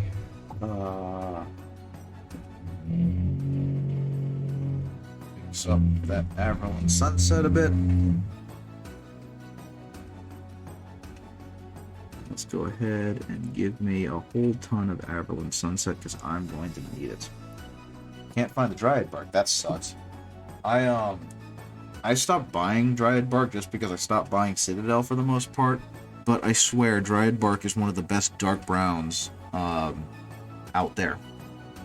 I've tried to find replacements for it, and I have found some semi-serviceable ones, but they don't get that nice, deep, dark look that Dryad Bark gives. And I've been using it as like a base tone, especially for my Imperial Fist, because you know, dark brown works real nicely against the yellow.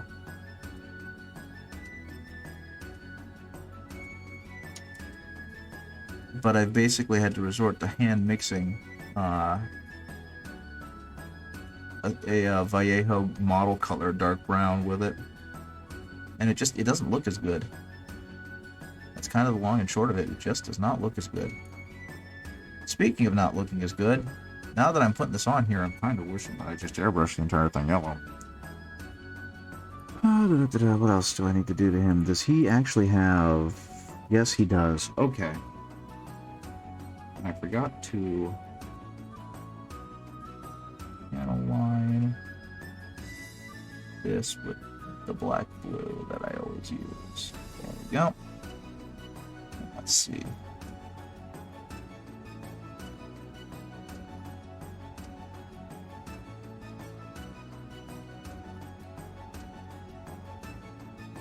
Beautiful. And I can't really see it on the other end, so I think I'm just going to leave that be. It's so deeply covered by the shield and everything that it should be fine.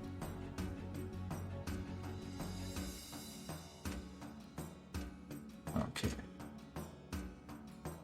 That's going to be painted over in green anyway, so I'm not too worried about that.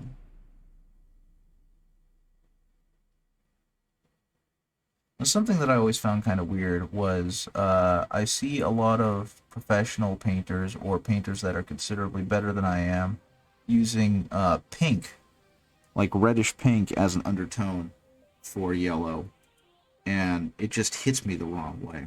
And then I tried it, and it actually ended up looking really good. And now I don't know what to do with myself anymore. I actually ended up doing that for a Redemptor Dreadnought, or not a Redemptor, a Leviathan Dreadnought that I have.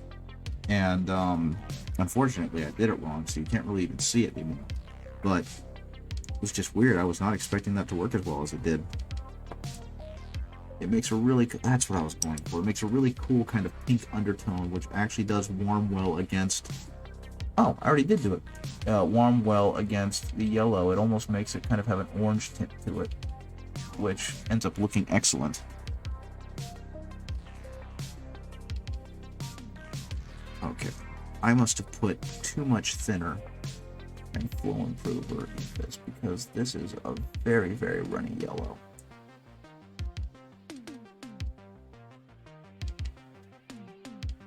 That being said, I hope you find your dry bark. That's got to be incredibly frustrating. I keep all of my paints in a makeup kit.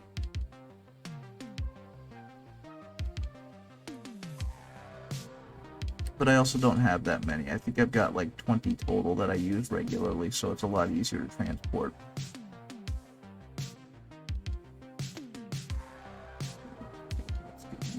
I mean, you're going to be covered over anyway. I'm not too worried about you. You're going to end up being like a dark brown once I spray everything down.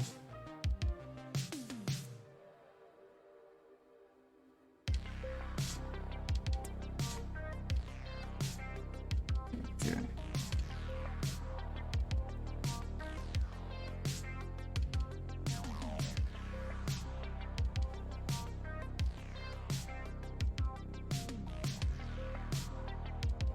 No, I'm getting paint in the wrong places.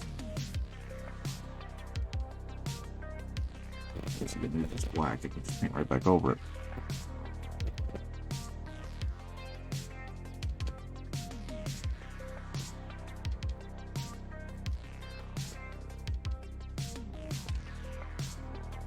So one of the things about World Eaters that I get, and I kind of, especially after seeing them so much in the Horus Heresy, is that typically they're shown wearing like the Khorne red.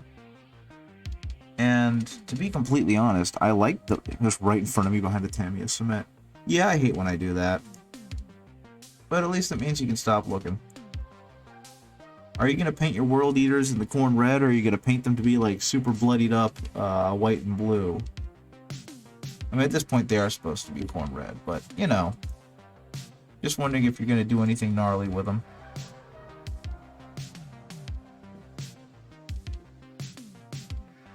I mean, like right now I'm painting up an Imperial Fist Praetor to be my captain for my firstborn army, so I'm definitely having some fun with it.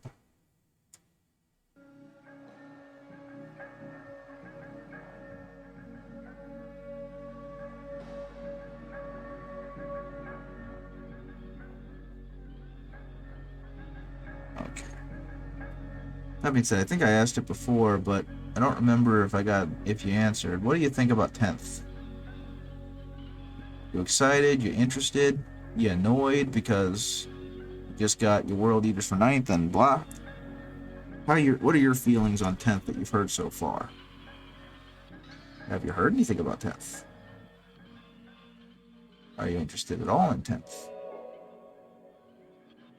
I am personally very excited for 10th edition. I think 10th edition is going to be a fantastic back to basics for the game, because I feel like 9th really got out of hand. Please?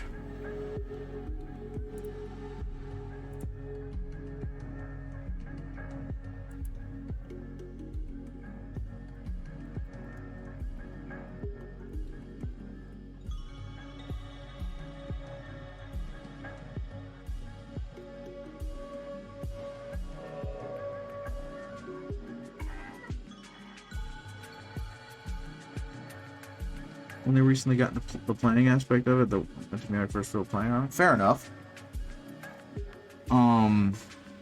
Yeah. I ended up moving over to one-page rules because 9th was just too much mental math, or too much of a mental load to take care of. Well, the good news is you're going to start with something that's really complex, and you're not going to have to deal with that shit for too long. I got really lucky with Dungeons and Dragons in kind of the same way. I started at the very end of 3.5, which was a bit of a mess at that point, and I didn't start playing until 4th, which everyone hated, but I liked it. And then immediately it all switched over to 5th. Corn Red, Fist and Evilson Red. Yeah, the brighter red's gonna look fantastic. It's gonna pop real nice. I think the World Eaters just have a universally awesome look. They are absolutely terrifying in their current chaosy look, and they look like something out of a horror movie in their Horus Heresy look. So it's all good to go. Gothforks and Death Guard both are their dark armies. That is true. Actually, one of my favorite things to do with the Death Guard, and one of my favorite things I keep seeing, is people painting them like Order of the Pallid Hand, which is closer to their pre-heresy look, right? So they have like the bone-colored armor, and it just ends up looking really desiccated and rotted out. I think that's a pretty good look. Though you are right, though. The Goths are black, right? They're the ones with the black motif. They follow Ghazghkull. So you're painting one as black, you're painting the other as dark green. I can definitely understand why you're like, nope, loud and proud and spottable across a room.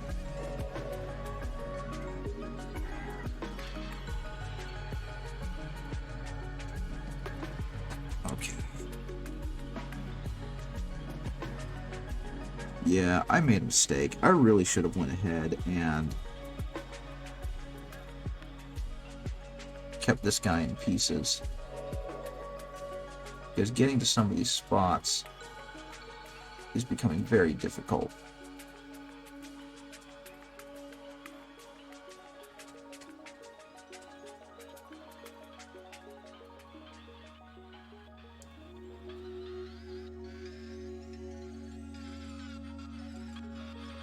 All I know about 9th is that the actual game of 9th is not particularly bad, but because of how ridiculous they layered on faction-specific army rules and buffs and debuffs and this, that, and the other, the game, it didn't become unplayable, but it became very frustrating to play even at a casual level. And so my friends and I all kind of moved over to one-page rules, which left a whole lot less mental load on us. Whereas with 40k, it would take us 3 to 4 hours to play a 2,000 point game because of constantly having to recheck everything and familiarize ourselves with our armies and whatnot. It would take us maybe 2.5 hours to play a 2,000 point game in one page rules. Everything just resolved itself so much faster.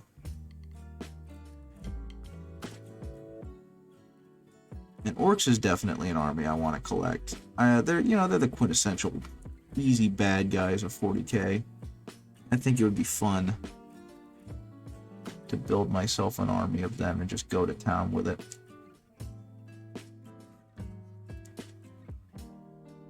I was actually thinking that since Games Workshop is touting this new combat patrol thing, that I was going to go ahead and get myself a combat patrol of the Orcs and get a boarding patrol of them and probably sell the boss Snickrot or kit bash him, I don't know. I don't like the new boss Snickrot sculpt. You don't like how Orcs were treated in 9th?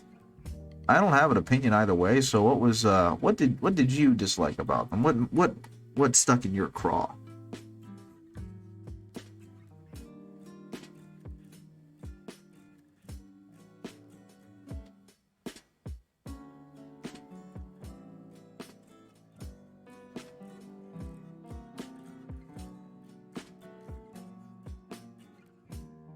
Removing the Green Tide and the Daka rules. I don't remember what Green Tide did. I thought that, and this was obviously as a non-orc player, but I thought that the way that they changed Daka so that it was a shooting type made sense, because it gave you a lot more consistency and still allowed you to roll an unholy amount of dice.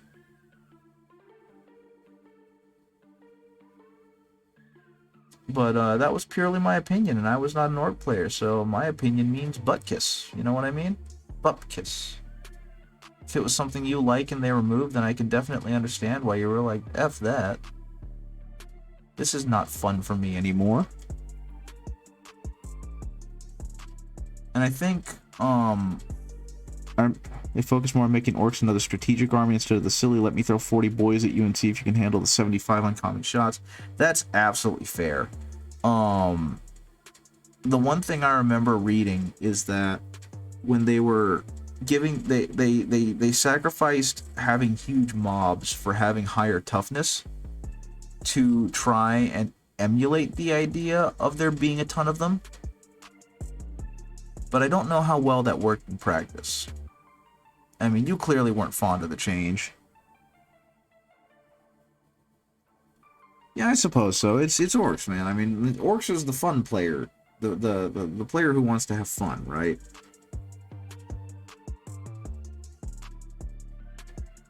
Hopefully they'll find a way to bring that balance back in the next edition. And that was a problem that my friend had. I have a friend who also plays Orcs, and he was playing Death Skulls, I believe. Can't really want to break because of the blast rule. Yeah. I thought they had the blast rule in 8th edition too. Oh yeah, I was painting this side of him. I probably ought to continue painting this side of him. Or did the blast rule work differently in 8th?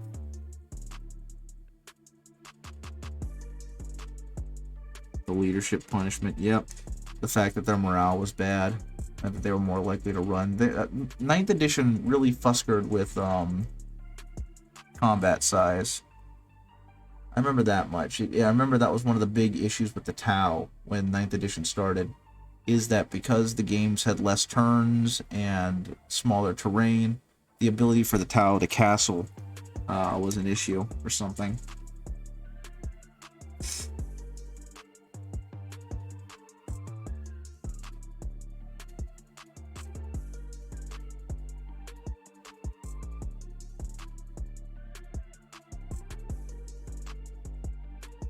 Yeah, hopefully they can bring back the feel of being a massive amount of hooligans ready to ruin someone else's day because they're in the mood for a good scrap, right? Okay. Well, thank you for sharing. I definitely appreciated that bit of insight because, like I said, I'm not an orc player, and so a lot of what makes them unique, fun, interesting, whatever. Okay, I'm gonna fire it with my shock attack gun. Okay, so I'm hoping I shoot you again. Yep, I know that feeling. I think one of my favorite things that I'm pretty sure they kept in the Orcs is that Many of their vehicles, many of their weapons had some pretty disastrous effects if you rolled poorly. I don't think they ever got rid of that, did they? So at the very least, you were able to keep that very fun aspect about them. You know, I made the opposite mistake upstairs when I painted. I spray based these Terminators, these other Terminators I had with yellow, because I was anticipating them being yellow. And then I realized I didn't want to paint that much yellow, so I started painting them black so they could be Huskarls. And then I realized I'd rather just re-spray paint them all black instead of hand painting them all black. And so now I have created a double problem for myself. It's the exact same one.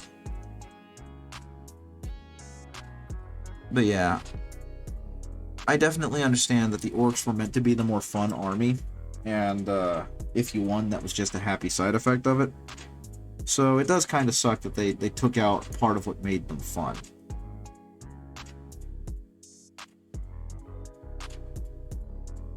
Hopefully 10th will fix that. They've redone all of the data sheets, and they've retooled how all the armies play. And hopefully that will show with how they do 10th. My other hope is that they kind of get away from making the engagement smaller. Because that was something that happened with 9th, if my recollection is correct, is that the game got smaller in scope. And I guess while that is a little easier on your budget, it does kind of take away from the feel of having mass armies fight each other. It doesn't feel like an army game anymore, I guess. I don't know, one-page rules made it worse. One-page rules definitely had about them removing 500 points. Well, I think, they've changed it so that they have a game specifically designated for combat patrols, right? But the restriction is that you have to use, stuff from the combat patrol boxes only. I can see why that'd be a bit of a problem.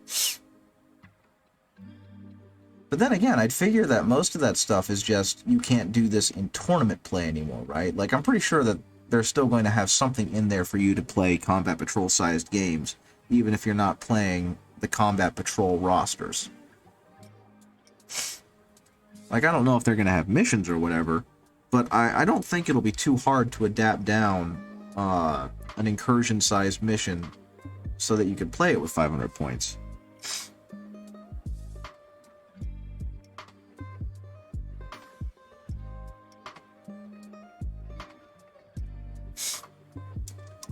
Who knows, maybe when they release the codexes, we'll get to see some more of that as the game continues to grow and develop.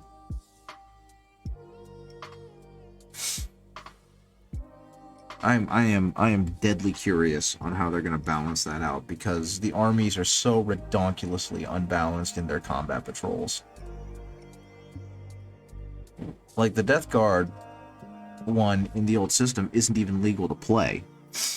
So I'm curious what they're going to do to make that thing work in 10th. I mean, they're probably going to remove some restrictions on like the Pogswalkers, because those were silly in the first place.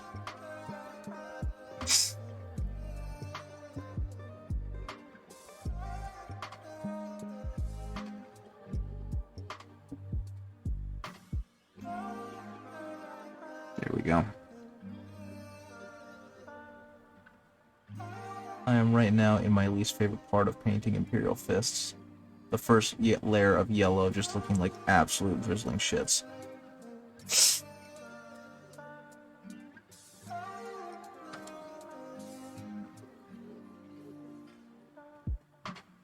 But yeah, I'm thinking I'm going to get the combat patrol and the boarding action if I can afford it. And I think I'm just going to get rid of the new boss Snickrot. I'll sell him to someone who wants him. I already have a boss Snickrot and he's perfect. There's nothing they could do or say about the new one that would make me want him over the original model.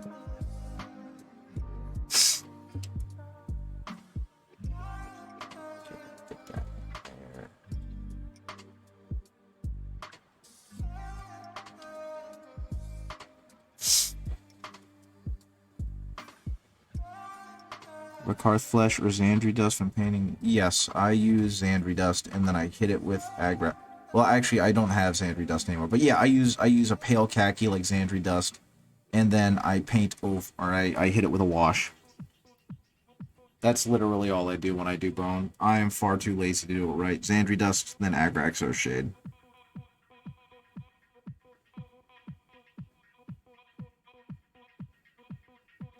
And you know what? It looks great.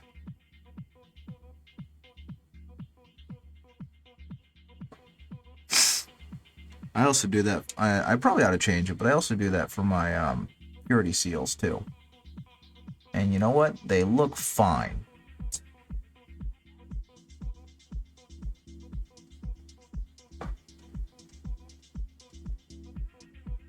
More like an off-white like Rakarth.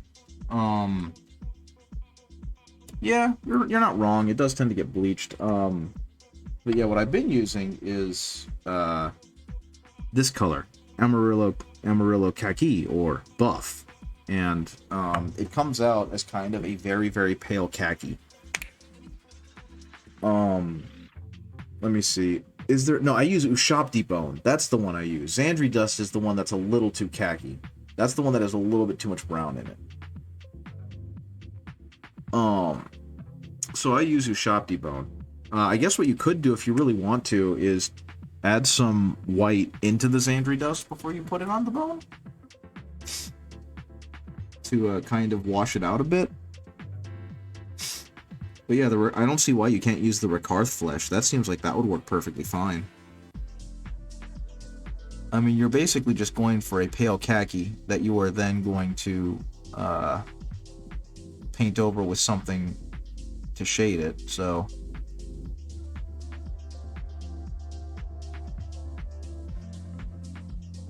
That should work, okay. The last time I truly used Ushabti Bone was way back when I first started painting, and I did Midwinter Mini's guide for their Sandstone Necrons. And I bought all those colors so I could make that work.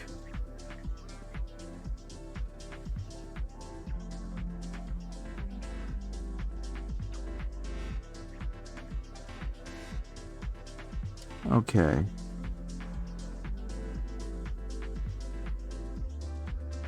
I gotta say, I really made a mistake by painting the yellow last. I don't know what possessed me to paint all of the other stuff on top or underneath it, but whatever. It'll look fine when it's done.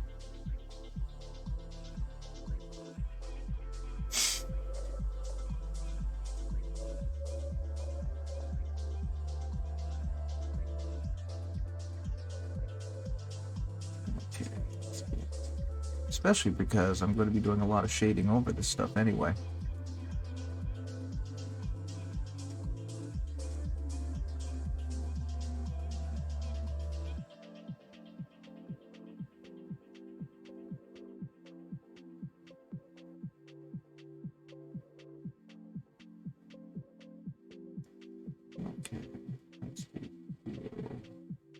So, oops, almost didn't paint his hand.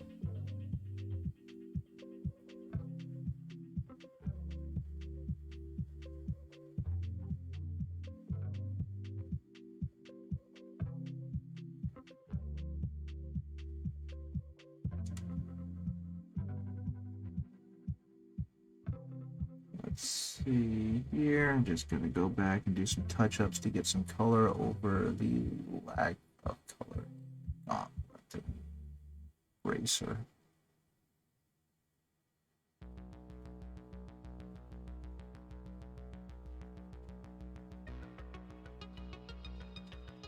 Once again, regretting life choices and how I chose to approach this guy's paint job. Good lord.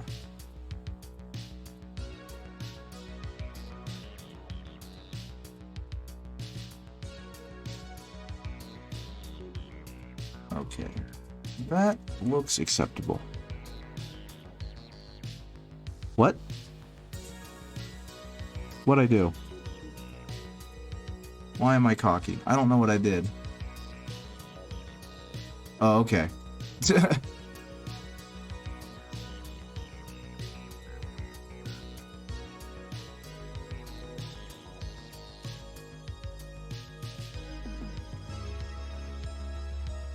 My Berserker champion has a skull dangling from his belt. Yeah, that makes sense.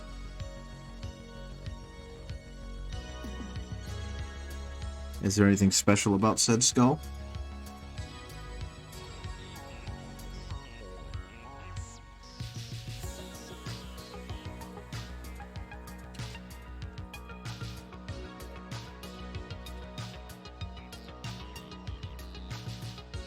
While I was painting on this, there was and a 7 to the back of the skull. Yeah, that sounds about right. I mean, the Imperial Fists are one of the most... I mean, if I'm assuming it's an Imperial Fist reference, they are definitely, Yep, exactly. They are definitely one of the more popular legions to shit on.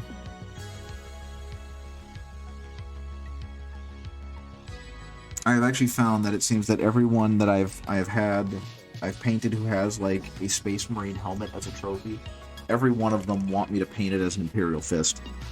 And I think there's multiple reasons for that. One, they know I'm an Imperial Fist player, so they just want to give me grief. But two, I think it's just because the yellow pops. You know what I mean?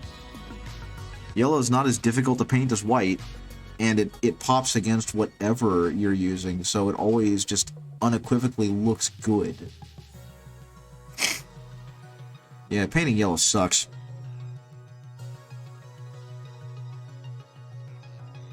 Yeah, Blood Angels are another popular choice, but putting red on red would seem a little weird, I would think.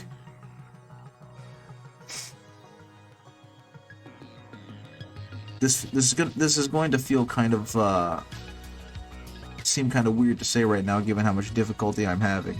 But typically, using a khaki color under the yellow makes it infinitely easier to paint. Salamanders would be a good one.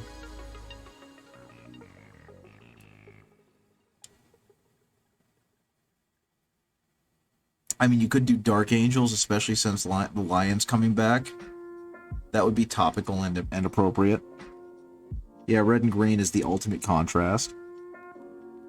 Oh yeah, and technically Dark Angels are green too, so that would still work. It would just be a darker green. I mean, Blood Angels are coming back too. They had the or the Commander Dante spoiled, or they spoiled it, or whatever conspiracy theory you want to believe about that. But don't have a lot of green paints. Yeah, that's fair. I'm a bum. I just kind of mix the paints I need together. This green needs to be darker. Okay, I'll add some purple to it. This green needs to be lighter. Okay, I'll add some yellow to it.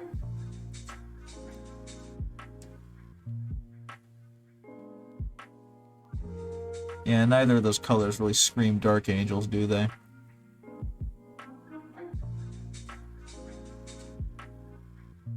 Okay, I think, like I said, you could probably add some purple and some black to the orc color you use, which I'm assuming is Waflesh, and that would make it dark enough. And since it's a single helmet, it wouldn't do you too bad, I don't think. Ah, the Orc Flesh contrast paint. That's a different story.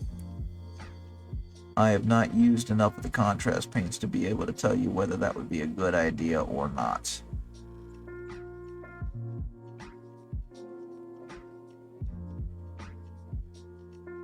And to be honest, like I said, I did a big friggin' stupid with this guy, so I am fighting for my life, trying to make sure that he doesn't have any weird overlaps that are just gray. Because instead of just giving him an overspray with yellow, like a smart person, I did this the way I did this. It's still crap wrecked. That's unfortunate.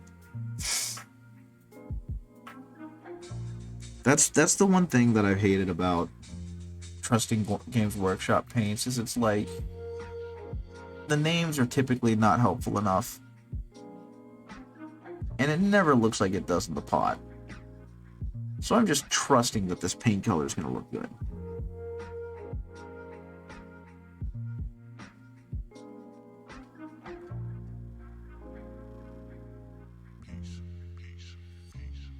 But yeah, that might work.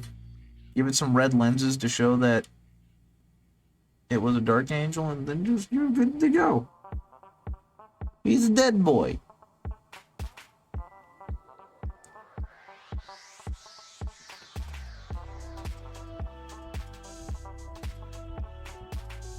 Okay.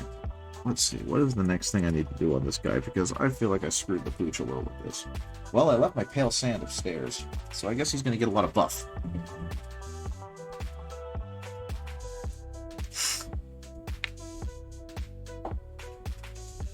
I 3D printed a model of Alucard from the Castlevania Netflix series for my wife, and she started painting it today while we were hanging out upstairs, and she needed the pale sand to try and give him some highlights on his flesh and on his hair, and I accidentally left it upstairs like a doofus, so I'm just gonna suffer quietly down here without my favorite off-white.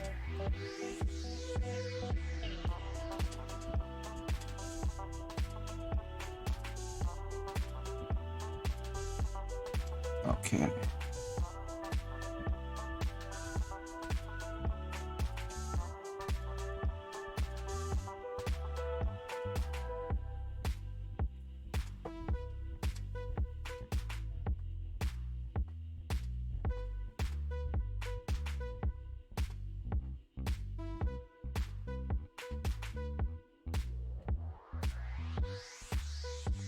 Now the good news is, though, this buff actually works really well at providing a nice base.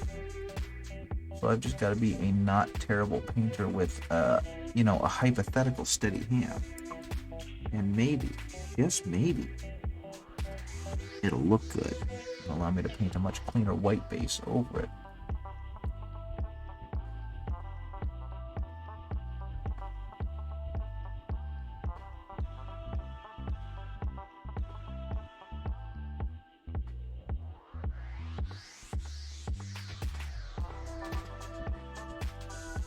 Okay, that ended up looking okay. I can deal with that. Come over here. Hey, Chorizo del Emperador? Or the Spanish Inquisition. Oh crap, I'm screwed. I was not expecting that at all. Thank you for the follow, by the way. I do appreciate it, even though I'm not going to be alive long enough to appreciate it. I'm going to be taken away in a van in a minute. And yes, these actually, this is very appropriate, because this is definitely the cheese of the Emperor. It all works out. It's just gonna end with me Bernadette Steak was a heretic. I don't know. I'm very tired. It's been a bit of a long day, so I'm a little out of it. But I was definitely not expecting the Spanish Inquisition.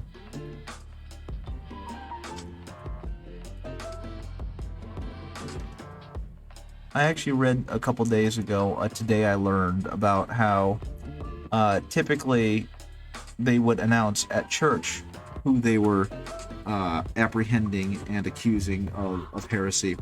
So, in actuality, unless it was an extremely situational moment, you always did expect the Spanish Inquisition. And for some reason that makes me laugh. I forgot to paint his other foot.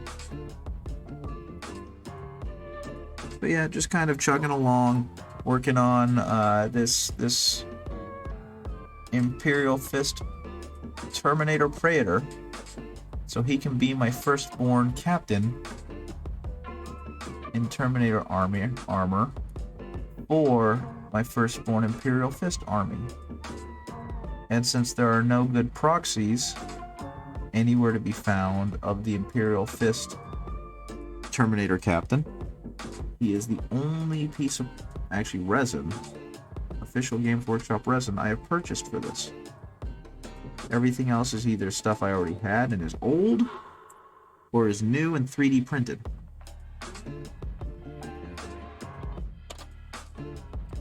So, I'm very excited to be getting closer to being finished with this. Okay. Where else can I hit this guy? Unfortunately, I made a fatal mistake, and I put him on the base already. And so there's a whole bunch of spots I really can't touch on him. Like a dingus. And so what I think it means is I'm just going to have to get a little sloppy, and then touch it back up in a minute. Yeah, that's what it looks like is going to have to happen.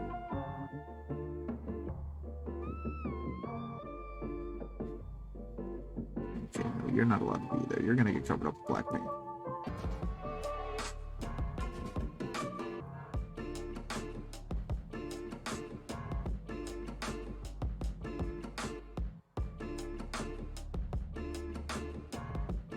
So, Mr. Cheese of the Emperor, how are you doing?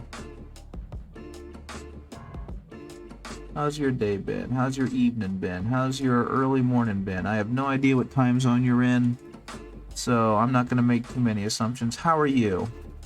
There we go, that's how I can say that. How are you doing?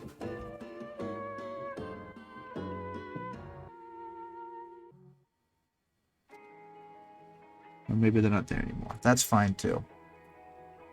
I got hit by the Ordo of the Spanish Inquisition, and then they left before I could even figure out what was going on. That's funny.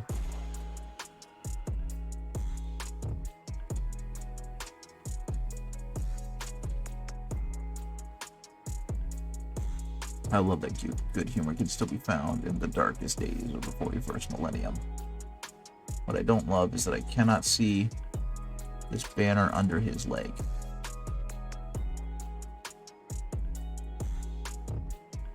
There we go.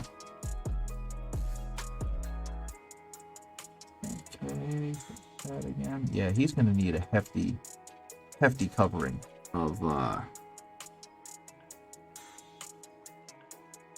wash to cover up a lot of these little nitnoidy mistakes, and then I can go back over it.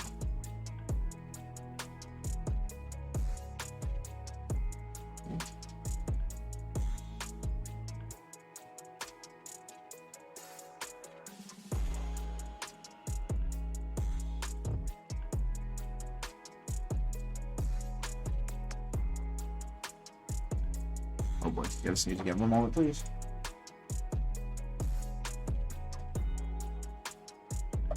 Bless me. Now, I do suppose that as a positive, I'm getting so much closer to being done with him. And he does look really darn good, all things considered. Hopefully, though, I'll be able to do him some real justice soon. Does he have any more parts That would need the white. Oh, I guess the entire Maltese cross. not Maltese cross, the entire cross here? Wait a minute. Is that a Maltese cross? That needs to remain black. So this part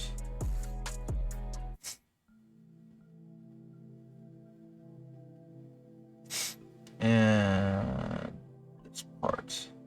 There we go.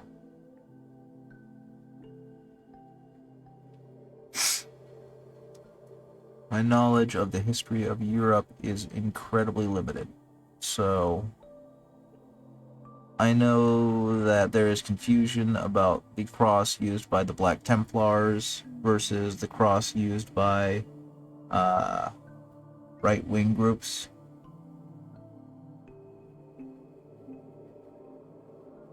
And that one of them is considerably more benign and benevolent than the other. And it's unfortunate that they're so similar.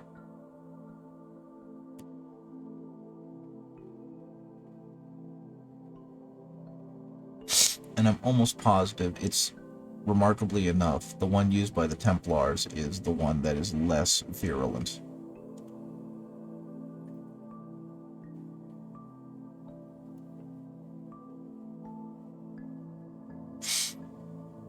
Which is kind of funny, because I remember when I was at a hotel at one of the conventions for my wife, I definitely saw the Black Templar cross.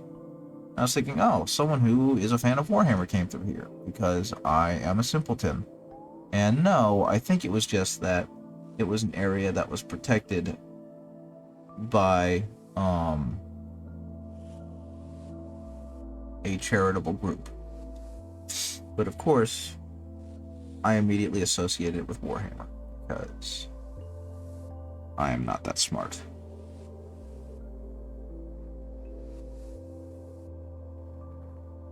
Okay, my music has stopped, and I don't know why.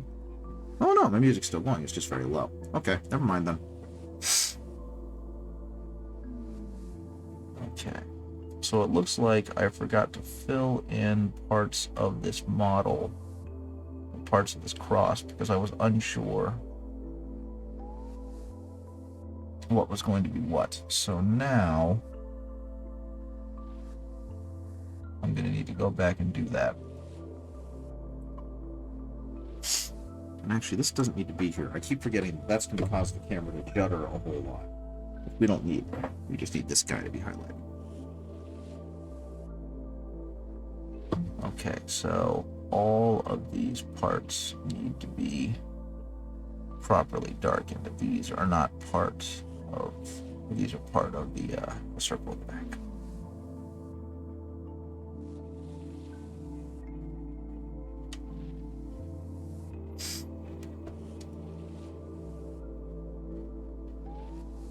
Clean that up.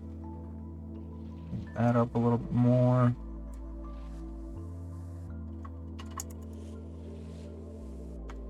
Oh. Okay, what is that supposed to be? Is that just a white, or is that supposed to be... No, that's a gold. That was meant to be gold. I just need to paint that part gold. What about... Yeah, what about shoulder? I think that's metal. That is meant to be a metal. Okay, fair enough. And actually, the more I look at it, I think the cross is meant to be a metal, too. That's okay. Now, right after I put it away, I'm going to need it out again. Let's get some metallic paints back out on here. Okay.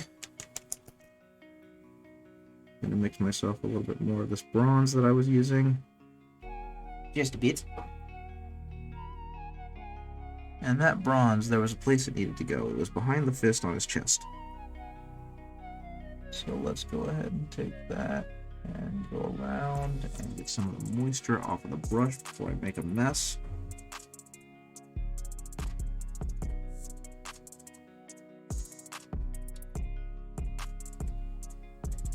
Now wait a second. Okay, it does. Sorry for the swinging around of the model. I was just looking at a reference shot to make sure that the parts I was going to paint were appropriately painted. And the answer is yes, they are. Tuck that in. Tuck that in. You know what? Let's go ahead and tuck that in too. What else needs to be got?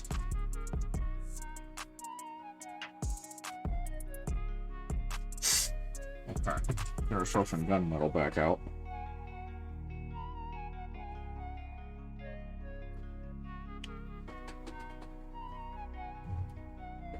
Let's go ahead and paint some of these spots that need some gunmetal on them.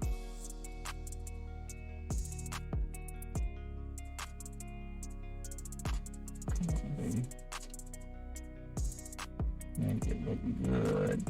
Yeah. Well, actually, wait a second.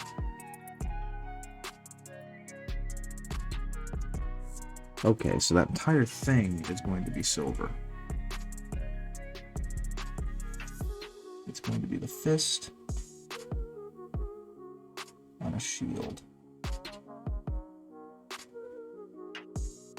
which is fine.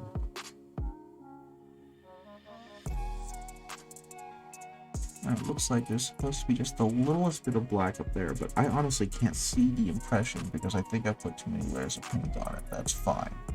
That's also fine. You're not quibbling about details, only I will notice.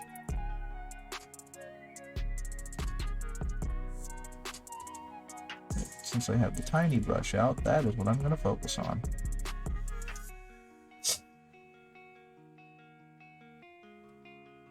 Okay, a little bit of that, a little bit of that.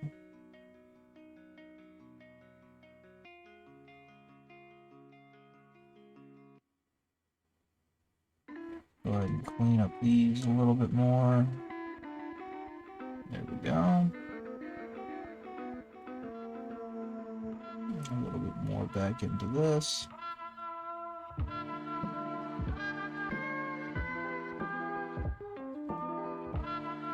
Okay. Hit some of the spots that we need it.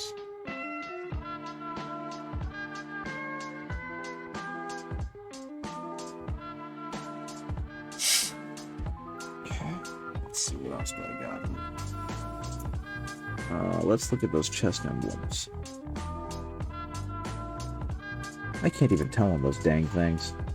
Oh, they've got just a little bit of shading. Otherwise, they are completely black through. So, go with that a little bit more.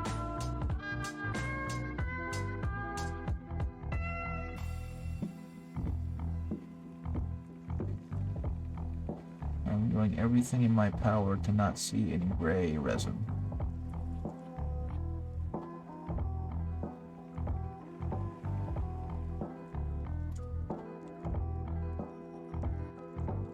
But still got no bueno. Let's go ahead and pile that in there. Because apparently I have not been generous enough with the yellow.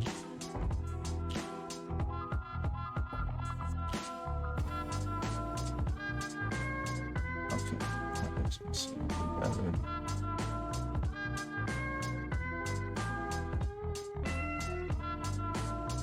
One there. Make your own sister's. I've thought about it. Do you play Magic the Gathering at all? Or do you know much about the game?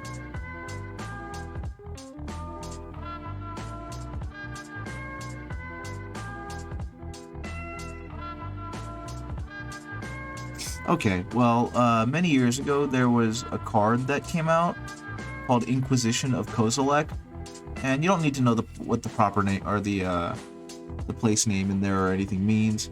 All you need to know is that the Spanish language version of that card is substantially more expensive than any other version of the card on the secondary market because it is literally the Spanish Inquisition. So unfortunately, we are not the only ones to think of the joke. It's incredibly hard to find because so many people buy into the meme and they just want to own a playset of the Spanish Inquisition of Kozilek. And so, yeah. It's a fun little bit of humor.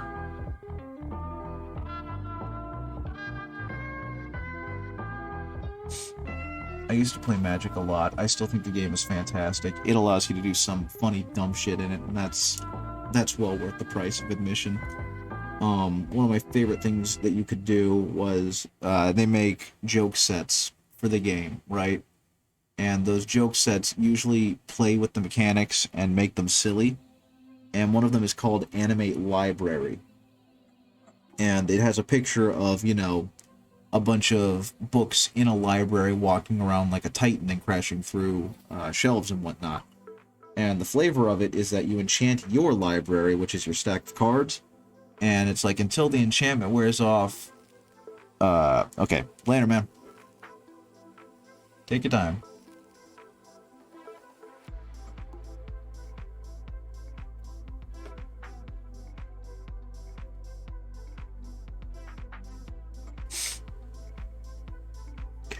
Struggling a little bit with the separation.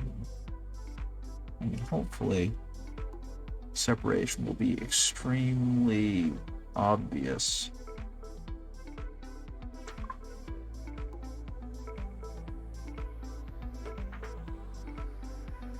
Via some of the other factors, but right now this is driving me nuts.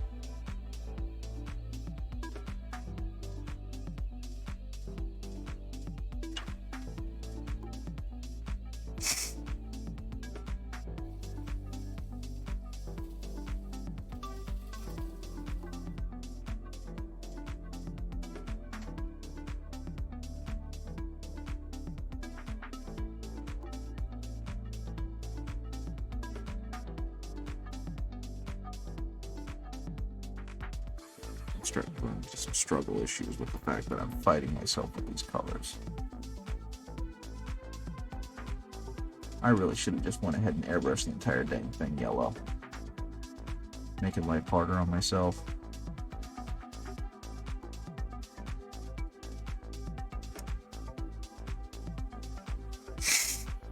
Okay, let's see.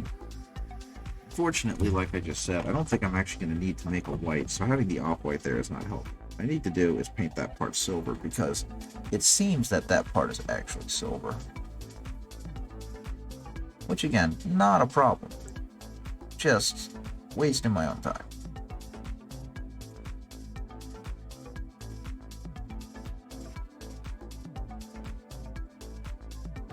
I suppose the good news is that I'm placing the silver against other colors that can very easily cover up said silver.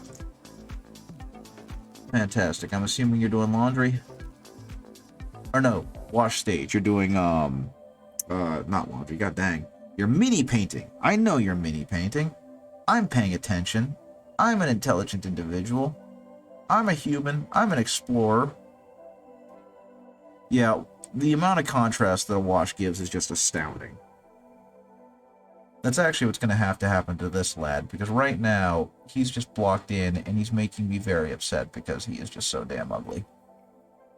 So hopefully, Oh dear. you okay over there? Did you spill your Nuln oil on the Model, I hope not.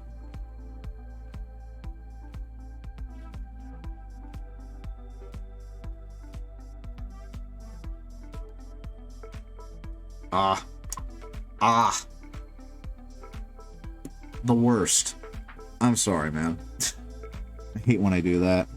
Yeah. You got everything done, then you realize you forgot to do something that is going to be seen by everyone. It's like, well, now I don't want to.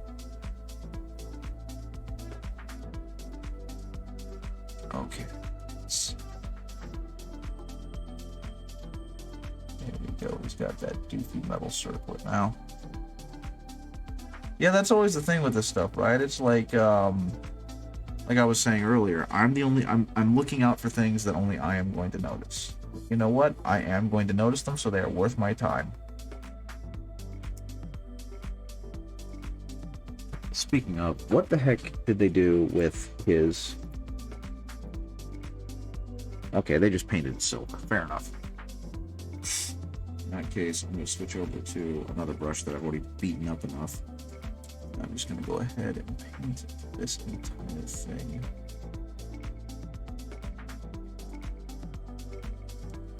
Okay, can't paint the front that way because The front is too narrow.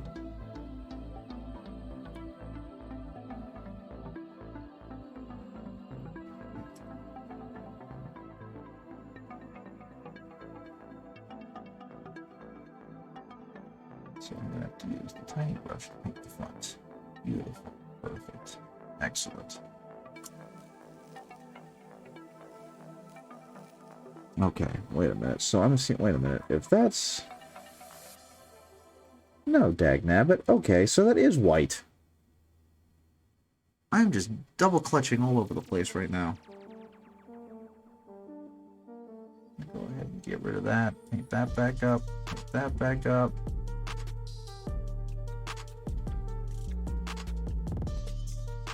Okay. Next thing. I'm just going to paint white over the silver. Screw it.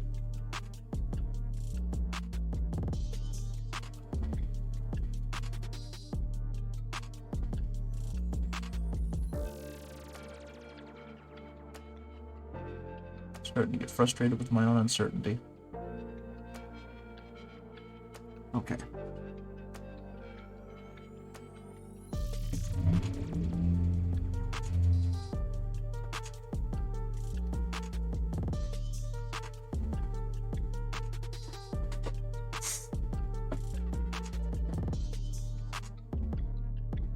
That was way too wet a brush.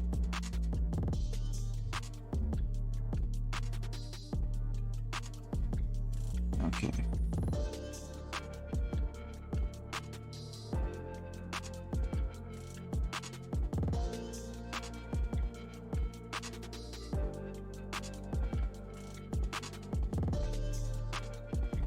Oh yeah, at some point I should paint those the laurels on in green, shouldn't I?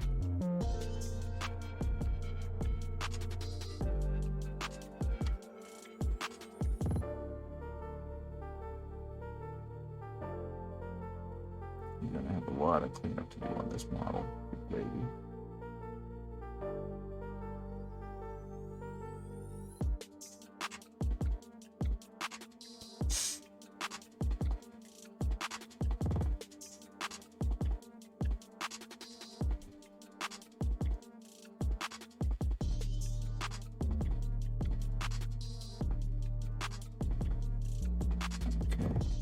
Looks like it's gonna be fine.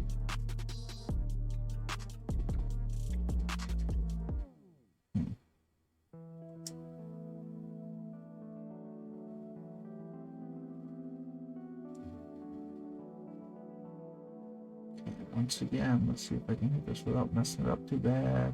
Yeah.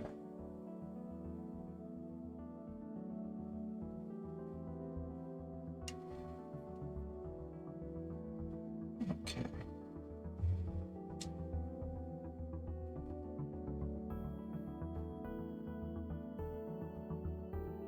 I think I got it. There's definitely some hard to reach pages. Definitely things I should have done before painting the whole dang thing, or putting the whole thing together. I was just so excited to get this model.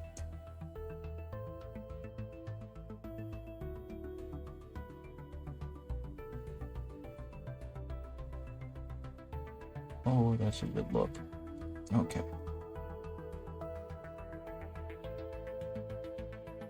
That's gonna be a good look.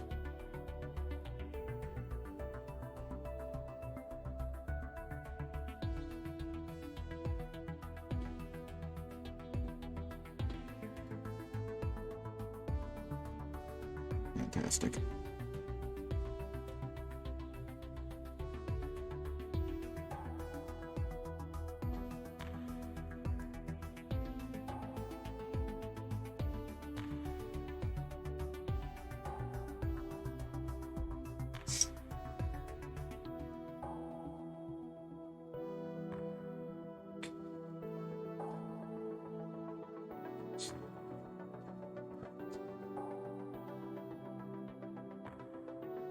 I'm sorry, I'm doing some really precision stuff, and talking is not high on my priority right now for anyone watching. But the good news is apparently white paints over gunmetal real nice. I know this affects no one but me, but I'm really happy about this because I really didn't want to have to repaint over it with a khaki.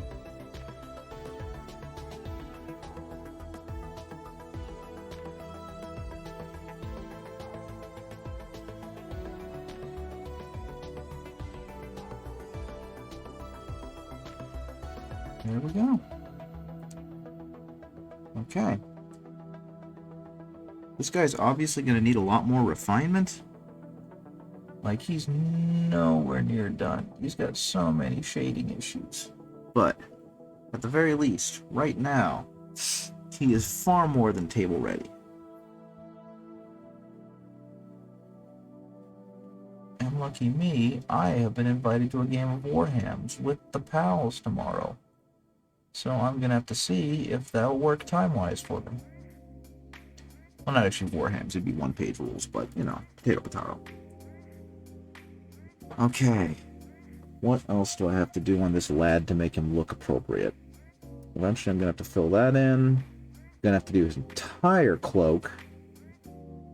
Most of that looks like it's going to be okay. What do I need to clean up?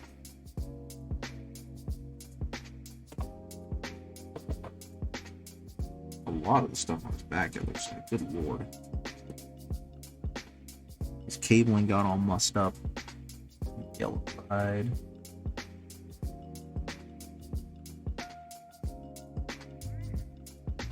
Actually, no, the rest of that looks like it's pretty okay.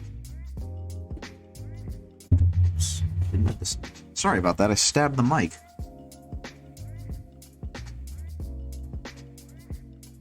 Apparently,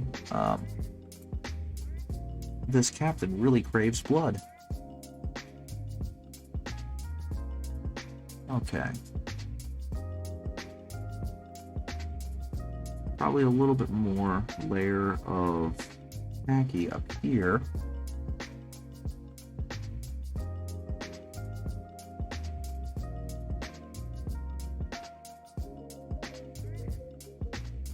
Otherwise, He looks like he's ready for the green.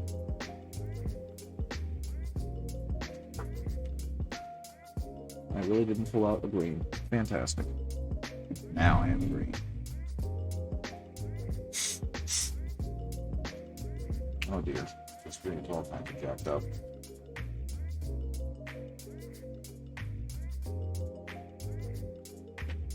Go away.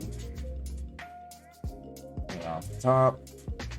Okay, now you're ready to play. Or maybe not. Is there not a... For some reason, Vallejo Model Color Green, flat green, is incredibly dense and chunky. There we go.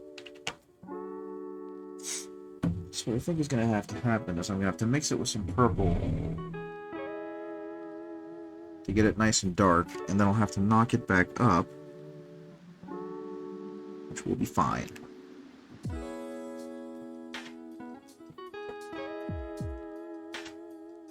Take some of you, put some in there.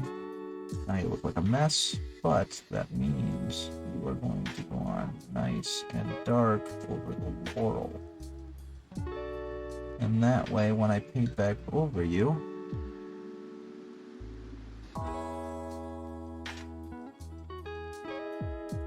with the highlight color of the mid-tone, you're going to look great.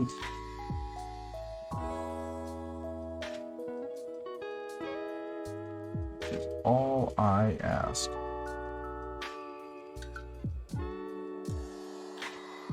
Fantastic. That already looks pretty darn good.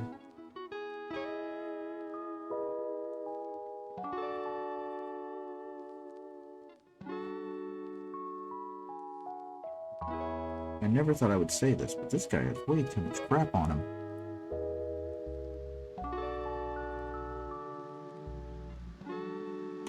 But that's why I bought the model. Actually, add a little bit of darker color to that. Let's see if I can actually make this have a really nice, dark, bold look.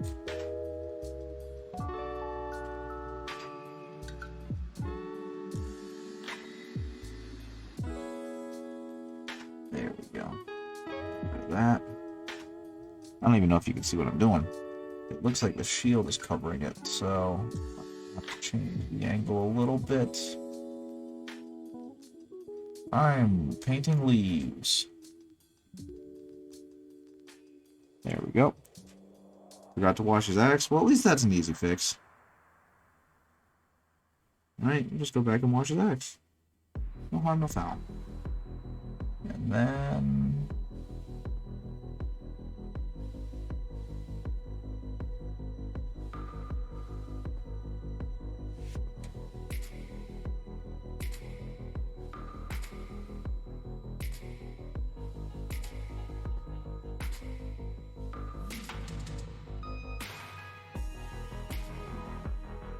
Oh, those look like a mess. these laurels aren't going to be pretty. Whatever shall I do? Oh, I suppose I could also do his eye lenses too.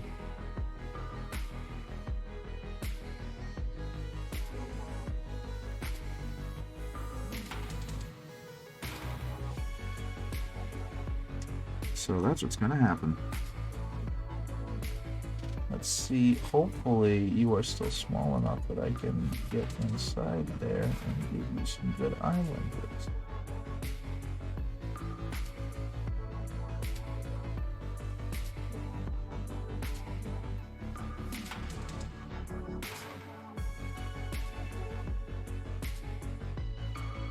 There we go.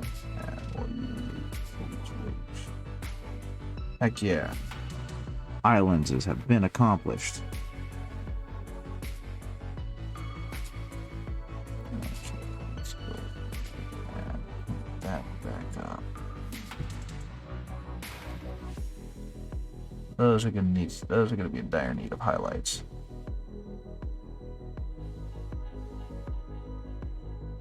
'Cause otherwise, a lot of his Imperial Fist regalia is getting really, really washed out by how dark and flat it all is.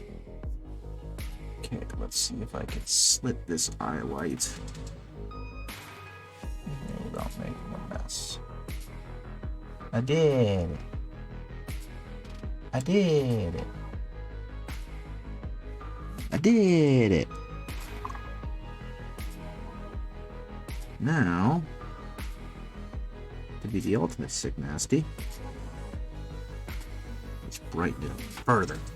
Let's see how bright I can go with how little an operating space I have. I did it. I did it.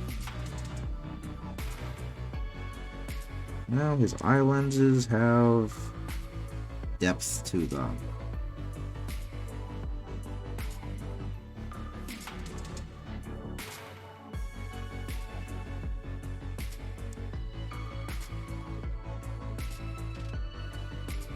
There we go. There we go. There we go. Clean that up a little bit.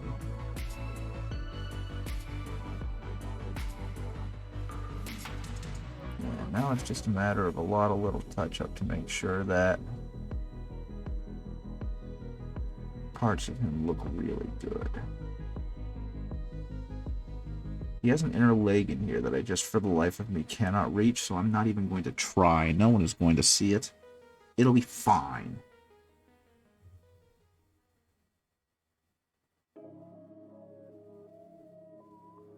Okay, let's go ahead and give...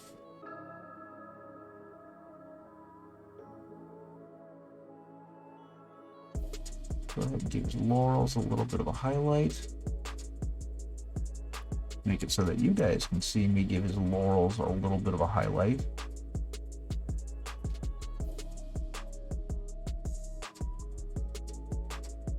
There we go. Just enough so that they will now pop against how dark they were.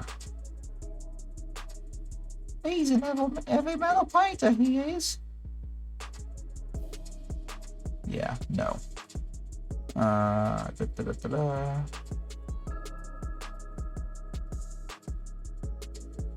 Just so you know, Remnant, I don't know if you know, because I forget what everyone's real usernames are on there, but at the behest of another user, I created a Discord, so if at any point you would like to join that, I think the link is still on my Twitch page, and you can show off your paints and whatnot. Though I don't remember if you already joined it.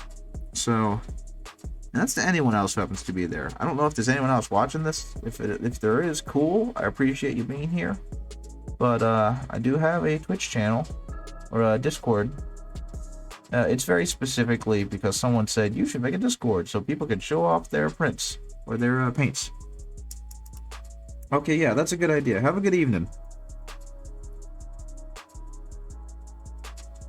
Thank you for joining me. It is getting exceptionally late.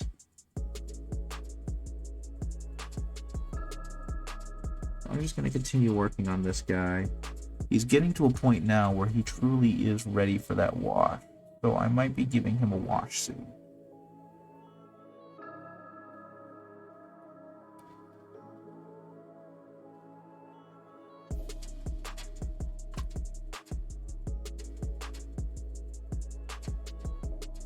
I was going to manually do all of that stuff, but I realized I really don't want to.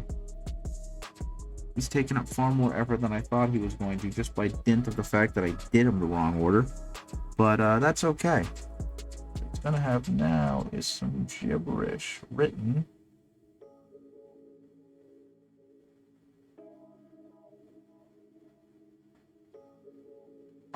on his scrolls to make it look all chill. Because I'm not even gonna pretend like I can write that small.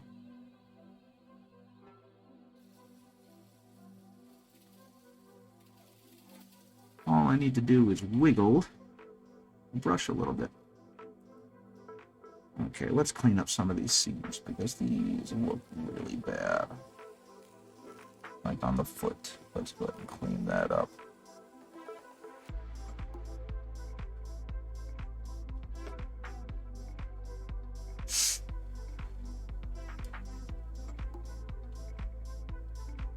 Infinitely better.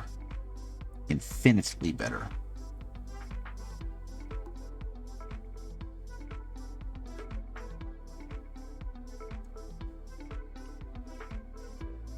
And see, if I had done all this direct before I had, or if I had painted them yellow before I had done all of this other detail work, a lot of this wouldn't be a problem.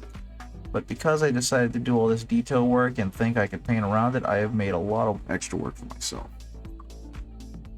So if you're watching this, if you're still sticking around, first of all, holy mackerel, I can't believe you stuck around. I appreciate it greatly. But secondly, do your base coat first, ladies and gents. Guys, gals, non-binary pals.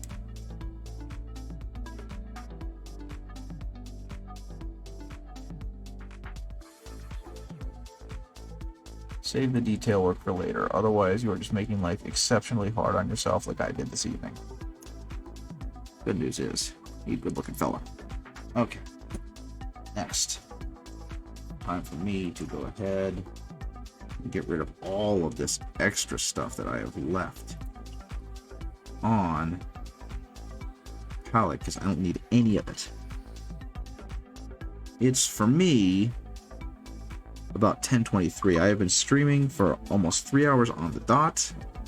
That is way too long. This was probably not the most exciting one in the world. This was a weird way to get back on the wagon, to get back on the horse. So I'm going to go ahead and call it for this evening. Again, thank you if you did join me. I'm incredibly impressed if you did. But thank you for joining me. Have a great rest of your day. Have a great rest of your evening. I might be streaming tomorrow morning in about, I don't know, it'd be 7 or 8 hours at this point. But if I don't see you later, then I guess have a great rest of it. And I'll catch you when I can. Later, guys. Bye-bye.